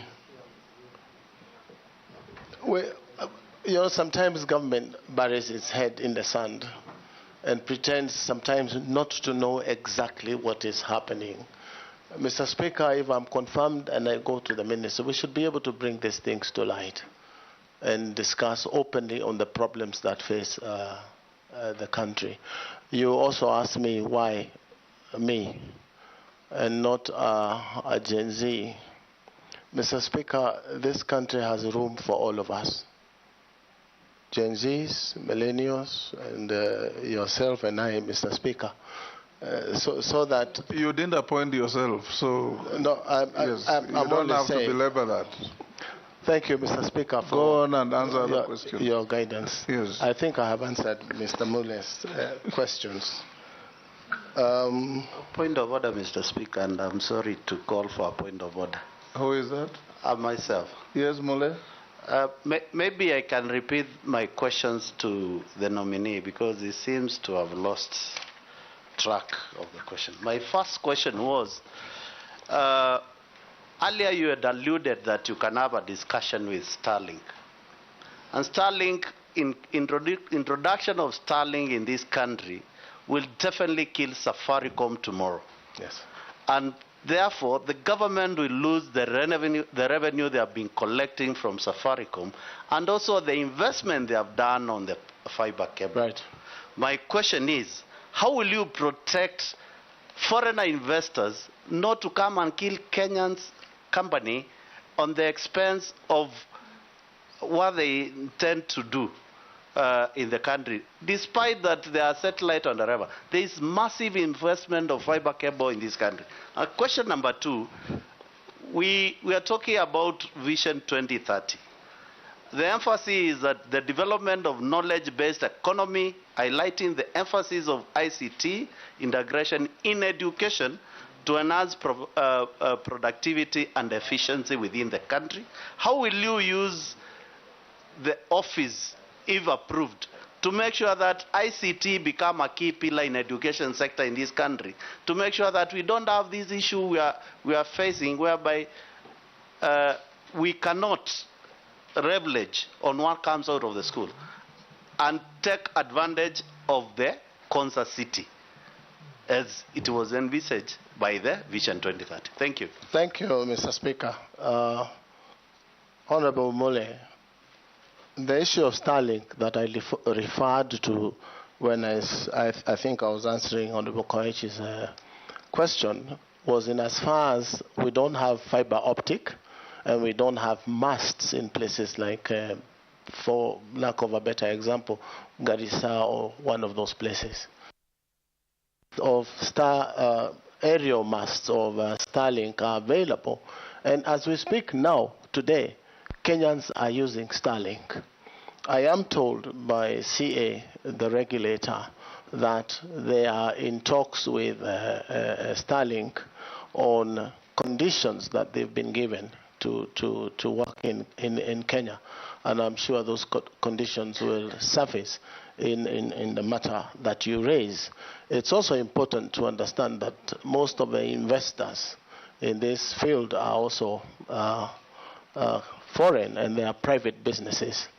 As a businessman, where I stand, we should be able to create a fair playing ground and competition for businesses, because again it will be unfair to protect some modern and innovative ideas from coming into society like Kenya simply because we would want to protect. I'm sure the regulator should be able to find a balance where we do not lock out. I will tell you that from where I sit, I know that Starlink has given a lot of work in Nairobi in terms of connectivity until they do not have the frequency anymore. But Kenyans, as innovative as they are, they're able to go to Meru, buy a Starlink dish and activate it in Meru and bring it back to Nairobi. One is the speeds that Kenyans are talking about, because you will get speeds of up to 200 Mbps on a 2,800 fee, and that is what Kenyans want, value for money. So we should be able to strike a balance on those things. Education, part of it. I'm sure that if I am confirmed, we should be able to set out a curriculum that will be used in TVETs, used in the constituency hubs and in the ward hubs as training centers for Kenyans to acquire the necessary skill as one of the pillars in the master plan for ICT and digital economy, and then use the young innovators, the young Gen Zs and others to be able to start their own small hubs where every corner of the country a Gen Z will be involved in digital enterprise for their own good. So that's my take. There was a question from Shuria about the CA tax compliance. I'm not sure exactly what that was. If I can get yeah. I'm not sure exactly, Speaker, how. He's left.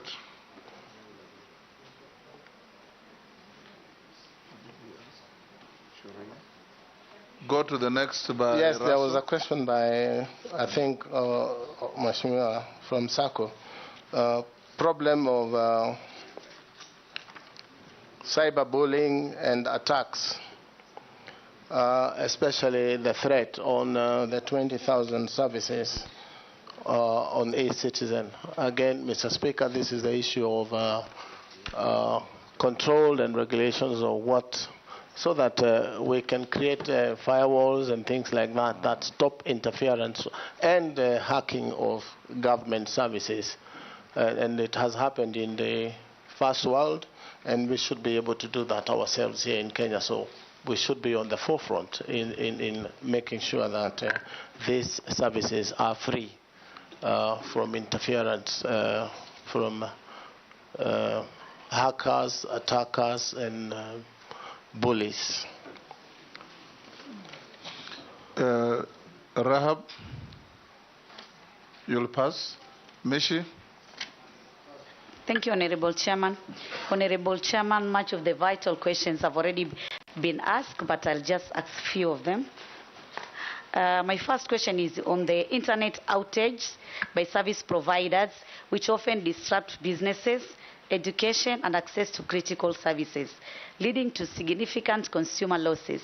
If approved, what policies or regulations will you implement to ensure internet service provider compensate users for prolonged outages?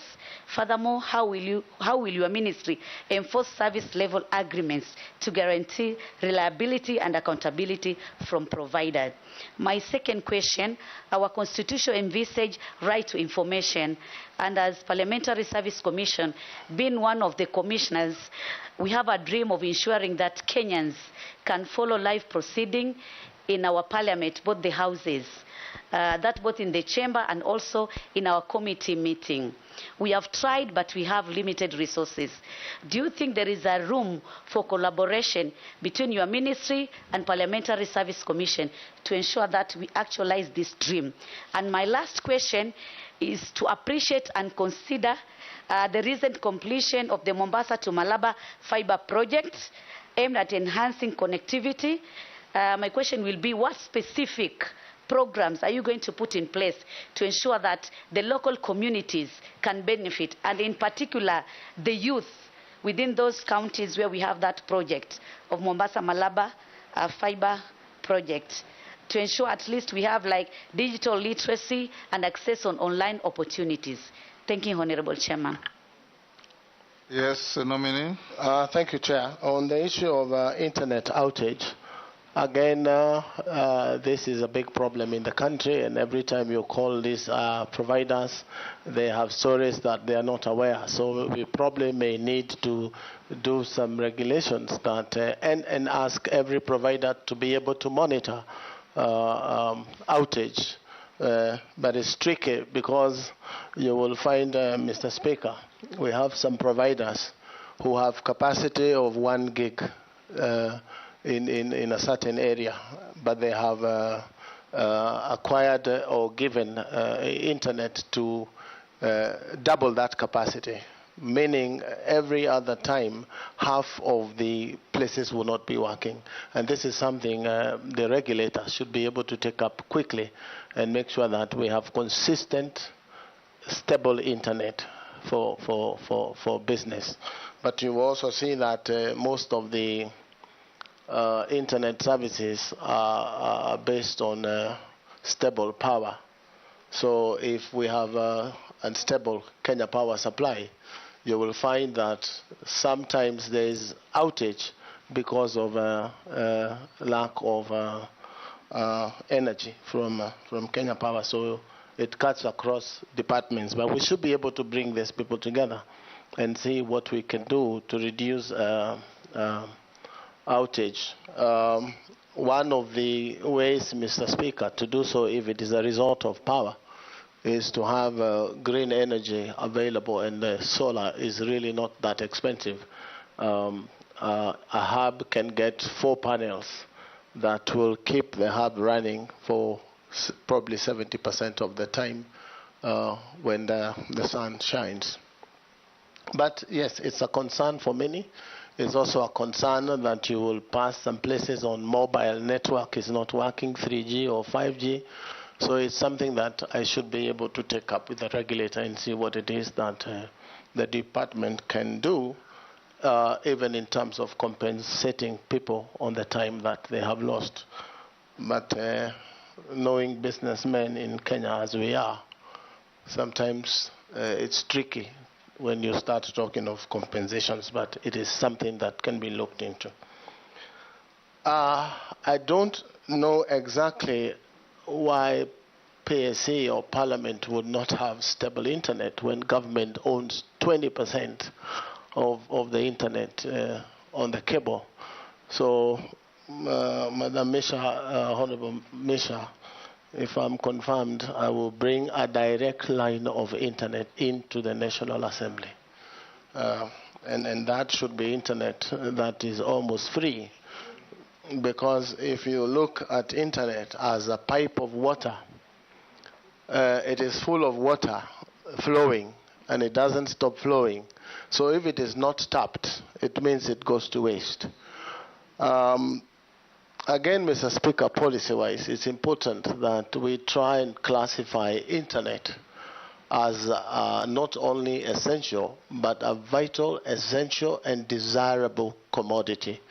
You will find that water is a utility, power is a utility. I would want to drive the ministry, if I'm confirmed, Mr. Speaker, to classify internet as a vital, essential, and desirable utility, so that the issues of way leave, etc., and the fees that are charged by counties become a thing of the past, so that we can move internet to the whole republic, and people enjoy high-speed internet. You will find that even things like hotspots that were put by government, most of them are not working because they were put, internet was connected, the switches were put, the extenders were put in place, but there was no sustainability plan. And in my first few days in office, if you confirm me, is to make sure that we have an arrangement with ISPs who have services there and probably have cross-trade with what they pay in fees, and they man those public hotspots so that there is internet every corner of the republic. As the president says, every market should have internet, and that is my belief.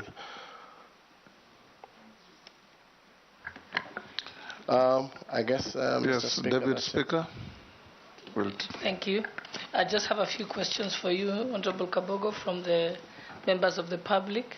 One person has asked, how will you balance the need for regulation within the digital economy to ensure innovation and competition while protecting consumer rights and preventing monopolistic practices by major tech players? That's one question. The second one is, what plans do you have for scaling up digital literacy skills development in Kenya, particularly in our schools, universities, and local communities, to prepare them for the demands of the digital economy and workspace? And last, how will you address the issue of radio and TV stations, particular vernacular stations, promoting betting and gambling, which has increasingly affected all segments of society, including older generation? What measures will you implement to regulate such content and protect vulnerable populations and curb this negative social impact caused by excessive gambling? Good. Those are questions sent in by members of the public. Thank you. Let's take one more from Naisula. This is a direct question. If approved for appointment, what 5 key deliverables can the youth of Kenya expect to see from your office in the short and medium term? Mary Masse, you have a question from a member of the public? Yes, from the member of the public. He's saying, digital services require public trust. How would the CS nominee maintain ethical standards in the use of technology, especially in projects that involve surveillance or data collection? And then the second one is, ICT projects have historically faced challenges related to corruption and mismanagement. What specific measures will the CS nominee implement to ensure transparency and accountability in ICT procurement processes?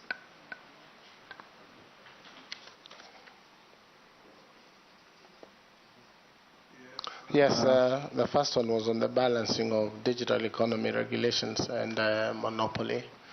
As I said earlier, Mheshimiwa Deputy Speaker, we have to balance and create regulations that look on both sides of the device, but bringing all stakeholders together and discussing these issues sometimes is the easier route so that people understand the parameters. Again, we may have laws, but they are not followed.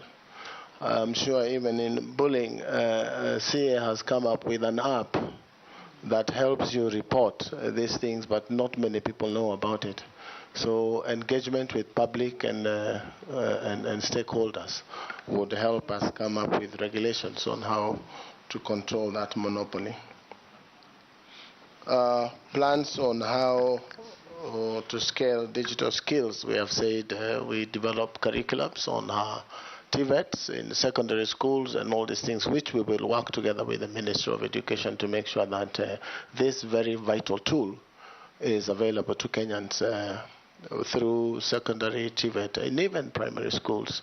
And as it is the plan to connect all institutions of learning with high-speed internet, which is again available on the fiber optic cable.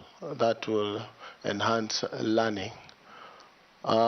We can also involve the young that are educated, very many of them in the streets, as ICT ambassadors in constituencies who may be employed by the ministry to run these programs even online, so that it's not confined only to institutions, and that is my thinking. Betting, Mr. Speaker, it is a very serious problem. Where you find, without risking naming radio stations, you will find a young man holds a knife to the mother in the morning and asks for 100 shillings. And if you don't give, nitakuduka. And this is betting. I am sure there must be a way of controlling betting in Kenya. It is a big problem. One may not understand because it looks like 100 shillings in betting, which is neither here nor there. But if you listen to what these radio stations say, they have 1 million people early morning putting 100 shillings and hoping to earn 100,000 shillings. If my mathematics are right, Mr. Speaker, that is 100 million shillings in that first hour of the day on one radio station. And what is paid back in total is about 10 million shillings. So we have people making Kenyans poorer every day, and Kenyans have hope in making 10,000. But they don't understand that 100 million shillings has been collected. So this is a thing that cuts across security, ICT, and the freedom of radio broadcasting, etc., that the government needs to come together and stop. We have governments out there that have stopped gambling completely, at the risk of getting in trouble with these cartels, because they are there. We need to do something, and urgently so, to control. What will you do? I will call the ministry in charge of security, and this is a security concern. I should be able to move even in cabinet and say, do we think we need to deal with gambling? Because in my view, this is what is happening. It requires a concerted effort of government, Mr. Speaker, my belief.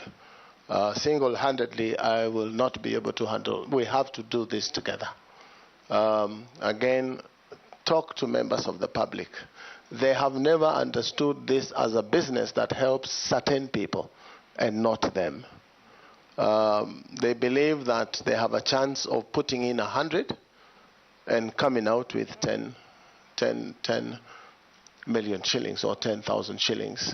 Also, we could use an approach, Mr. Speaker, where people use token of 100 shillings to buy into government programs like Konza, so that every Kenyan who puts 100 shillings, in a month or so, it has 8% in terms of ownership of 8 shillings from 100 to 150 over 2 or 3 months, so that instead of getting 10,000 from gambling, you're getting 10% of your investment at the end of the month. And this is happening the world over in terms of tokenization. People invest in shares. So if we can encourage Kenyans to invest in shares of places like Konza City, you will find that they are putting the gambling money into useful savings in the future. But this is also a culture that, Mr. Speaker, has really grown in Kenya. The gambling culture is a menace, just to say the least. Honorable, I should ask for deliverables for the youth. We are saying we want to involve them to come to these cyber cafes, learn, and engage them to take loans of government. I will be proposing a loan fund for the young, the youth, and everyone, ICT loan fund for startups, where we will lend them LPOs to buy computers, to buy routers, and to have rent to pay This will move the 1450 burden of building a class in a ward, as opposed to building. They will get rentals, get skills from government, a planned curriculum skill for them, and then we will win them out to be on their own and make money on their own, because the digital platform right now, I'm told, is contributing about 10% of our GDP. It should be moving to 50%, because that's where the world is. Again, if we can deal with the exploitations that the Honorable Ichongwa talked about, where people find digital jobs can be done, HBOs in Kenya, very cheaply. If we regulate that and make them get a good share of their contents, you will see content creators right now are crying that music played on radios, etc., that money never gets to them.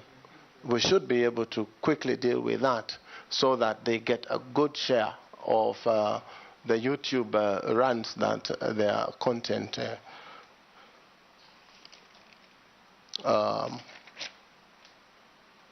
transparency.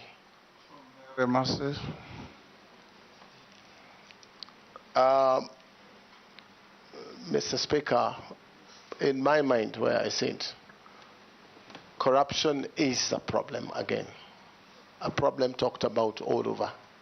But if the dealings of government are in the open, for example, there is a portal of the Ministry of ICT and the stuff that the ministry is doing, the engagement in people who plan to do certain things, Mr. Speaker, corrupt dealings. Information is power in the hands of the public, and creating discussions openly. But you will find, again, corruption, Mr. Speaker, doesn't happen on the payment. It happens from inception. So if these things are brought to the open, it will minimize corruption in public affairs. So as a ministry, if I'm confirmed, I should be able to say, I will make sure in the next 6 months, if I'm confirmed, Mr. Speaker, that the Ministry of ICT and Digital Economy is completely digital, and hoping that other ministries, because we now have officers, I'm told, Ministry of ICT directors in every ministry, we should be able to get Kenya government services digital completely. There's a lot of talk out there of e-citizen not working. I've been a victim myself, Mr. Speaker, trying to pay discharge fees for land. And it's important for us sometimes to tell the public what is happening to these platforms. And what I understand, and which we should be able to deal with, Mr. Speaker, is that the front end, which is the application to pay, is automated, such that you can do that in 15 or 5 minutes, so to speak. But when the application for discharge goes to lands, there are files that they have to go through manually to be able to generate an invoice for you. So we've done half the automation. So we should be able to tell Kenyans how progressively we are doing in terms of automating end to end. And I'm sure that can be sectionalized in every ministry that is giving government services. But getting 20,000 services today is not a simple thing. So I'm thinking if we all buy into the idea of making Kenya a digital country in terms of government services, it will be easy for everyone. Even for members of parliament, where they want to know exactly what is happening in every ministry, and those portals are available for read only. You should be able to know from the ministry, even as opposed to you asking a question from a minister, you should be able to know exactly what is happening in the Ministry of Sports in terms of their development programs. So, Mr. Speaker, it's a journey that is worth taking, and we are equal to the task as government service providers. Mr. Thank Speaker. you, Mr. Nominee. Speaker. Yes. In probably just correct, Standard Media have put out that he said 1912 is when he started using computers. I just want him to clarify on record so that Standard Media doesn't play around with it. Born 1912. Yeah, I know. I know. He's only 60. He was born in 1961, but Standard Media have said he started using computers in 1912. That's what they have reported. So we need to, he just needs to just say it. Mr. Speaker, I had said earlier that I had issues with the Standard and I took them to court and made a little bit of money. So surely I was not around 1912. But if they don't withdraw, I shall do what is necessary, Mr. Speaker. I thank you. Or simply tell the country when you started using computers. Yes, I had said here, and it's on record, Mr. Speaker, that it was 1992. Yes. And I remember it very well That's because what that you time said. Somalia had just gotten into problems. Where did the Standard pick 1912? So probably he had 12 instead of 92. We just encourage the, let's not escalate it. We encourage you, gentlemen of the media, be as accurate as you can in reporting what is going on here. Because Honorable Kabogo didn't say 1912, and if he did, I would have stopped him. Because that would have been a crude misinformation. Honorable Kabogo, there's one more Kenyan called Muhuyo, who says, ask the nominee how he will ensure free, fair, and precise election by ensuring counting and release of result is fast and accurate, like in the US, where results for over 200 million voters is released in less than 48 hours, whereas here we just have a less than 1/8 of the same. He's also, of course, not factually correct because we know the case of Florida in the US, yes. But you can answer. Mr. Speaker, thank you. That is a very genuine and good question. Yes. But the ministry that probably, if you confirm me, will have very little on the issue of elections because there is a body. But as a Kenyan, Mr. Speaker, I would want a situation where I walk into a ballot room where elections are being held. I am identified digitally, I vote digitally, and my vote is counted that minute. That is a dream that every other politician who has suffered things like I have suffered on issues of elections, it will be a thing of the past, but it's a dream for many countries. Before I come to the final issues, Honorable Kabogo, as a Kenyan, and if you are confirmed, you've been repeatedly asked here about cyberbullying, pornography, and dirty material on the net that's accessed by our children. We were in Australia in October, and the Prime Minister of Australia was moving a bill, the Prime Minister himself, to curtail access to social media by under 16s because of these kind of reasons.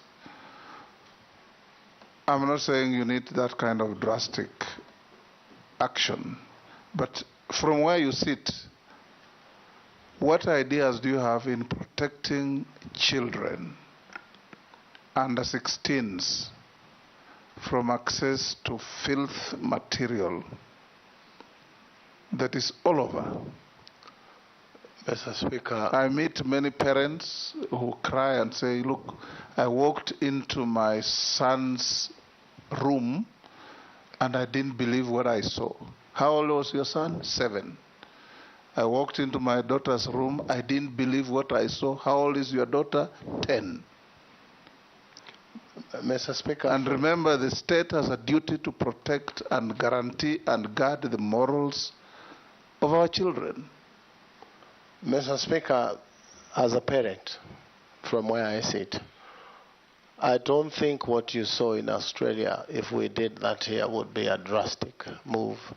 It may be the first step towards curtailing such dirty players on the internet. The other thing is create very strict regulations for people like Facebook or TikTok, because they are on platforms, so that Kenya has a negotiation and an agreement with those platforms that they cannot do this, because even doing the law, as Australia is planning to do, enforcement, Mr. Speaker, is one challenge. But I would prefer to recommend to Cabinet that such a law be put in place ASAP, because what is out there is really shocking. And we cannot deal with the morals and teach children morals if this is what they see on internet. It gets to a point as a parent, you wish that there was no internet. You wish there was no social media, because of the exposure of these things in the minds of children. So it's a bad problem. It's worse than gambling. It is really bad. And as Minister, if I'm confirmed, Mr. Speaker, I know there's a lot of money that these companies spend to stay afloat. But as a country, if we take a stand that this cannot happen in Kenya, and a drastic move is taken to ban one of them, then the rest will toe the line. If you see the debate on TikTok and between America and China, you will see that money is really moving, but something positive is about to happen. So as a Kenyan, a parent, and probably as a minister, is something that is really concerning about what is available there. You cannot even face your children in your own living room because of the material that has come to their heads. And you will see a family that has a boy and a girl of probably that age of 7 and 8. Your guess is as good as mine, Mr. Speaker, what you would see them do. And it is killing for a parent to be able to deal with such a thing. Thank you, Nominee. I will now ask you a few other questions. You told us how hardworking you are and how much money you have made. What is your net worth in terms of assets, houses, Mr. land, Speaker, cash, and bank? Residential houses, Mr. Speaker, my total net worth is about 700 million. Movable assets of about 40 million, Mr. Speaker. Land and farm, about 756 million, Mr. Speaker. Cash and current assets of about 64 million, Mr. Speaker. Beg your pardon. And interest and shares in companies, approximately 1.5 billion. So a total of about 3.01 billion, Mr. Speaker. Yes. Conservatively, Mr. Speaker. Conservatively, you are worth over 3 billion. That's what you said, yes. Thank you, Mr. Speaker. Have you ever been convicted? Yes, Junet. Mr. Speaker, when I listened to the presentation on the issue of net worth, the nominee said he has a movable asset. I suspect that should be vehicles and such things. Yes, for Mr. 40 Speaker. million shillings. Yes, Mr. Speaker. Only? Conservatively, yes, sir. Yeah, I saw another vehicle that looks very ugly. I thought that alone is 40 million. The one that looks like something else on the road. You remember? Mr. Speaker, vehicles get devalued almost up to zero, accounting-wise. And you know the prudent rule in accounting, you anticipate both losses and profits. So, yes, it could be about 40 million. Yes, Murugara? It is said he also owns a chopper, and I don't see it anywhere here. A chopper. He actually, it's a movable. No. Mr. Speaker, it is true. I had one at some point when I was a young man. What happened to it? And I could fly it myself. I'm a pilot myself, Mr. Speaker. So when I couldn't fly as much, I decided to let it go. You sold it? Yes, I sold it. So it's part of the 3.06 billion. Yes, it's part. Have you ever been convicted of any offense in a court of law? No, sir, I have never been convicted. Have you ever been adversely mentioned in any parliamentary committee report, apart from the cited documents? No, I have never been mentioned, Mr. Speaker. Do you hold an office in a political party? No, I don't, Mr. Speaker. I resigned from Tujibebe when I was nominated by the president. You nominated a caretaker? Not as yet. The party is going through the process. Have you ever been dismissed or removed from an office? No, sir. On account of contravention of Article 75 of the Constitution? No, sir, I have never been. Okay. Have you ever been adversely associated with practices that depict bias, favoritism, tribalism, nepotism in the discharge of your duties? No, sir, but a couple of years ago, I was taken to court on hate speech, but I was acquitted of the charges. That's like nine years ago that I had said something in a Thika Stadium that was not pleasant for political opponents, but I was taken to court and I was acquitted. Was it tribalistic or nepotistic? No, it was not tribalistic. It was just political statements. Right. Thank you. We now come to an end with you. Make sure you collect your documents that have been cross-checked with what we have and found to be in order. There was a bit of memoranda on you. We've seen your responses and they are reasonably satisfactory. So unless you are lawfully held, thank you so much. You are discharged to thank go you so back much, to your Mr. Speaker, businesses. And, members of the National Assembly. Asanteni sana.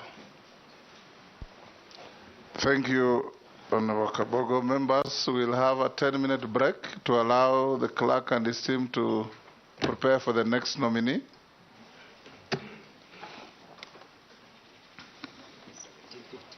Yeah.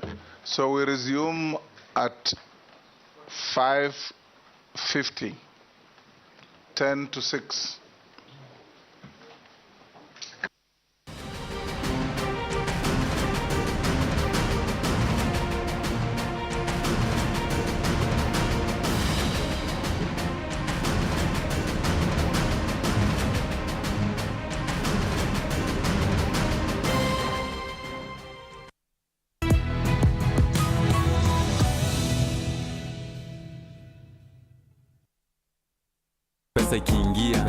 Pesa ikiingia. Yule ambaye ameshinda maybe Michael Okech. Siku expect kushinda. Nilieleza bibi yangu ya kwamba nimeshinda. Hata mpaka sasa hajalala, lakini wanajua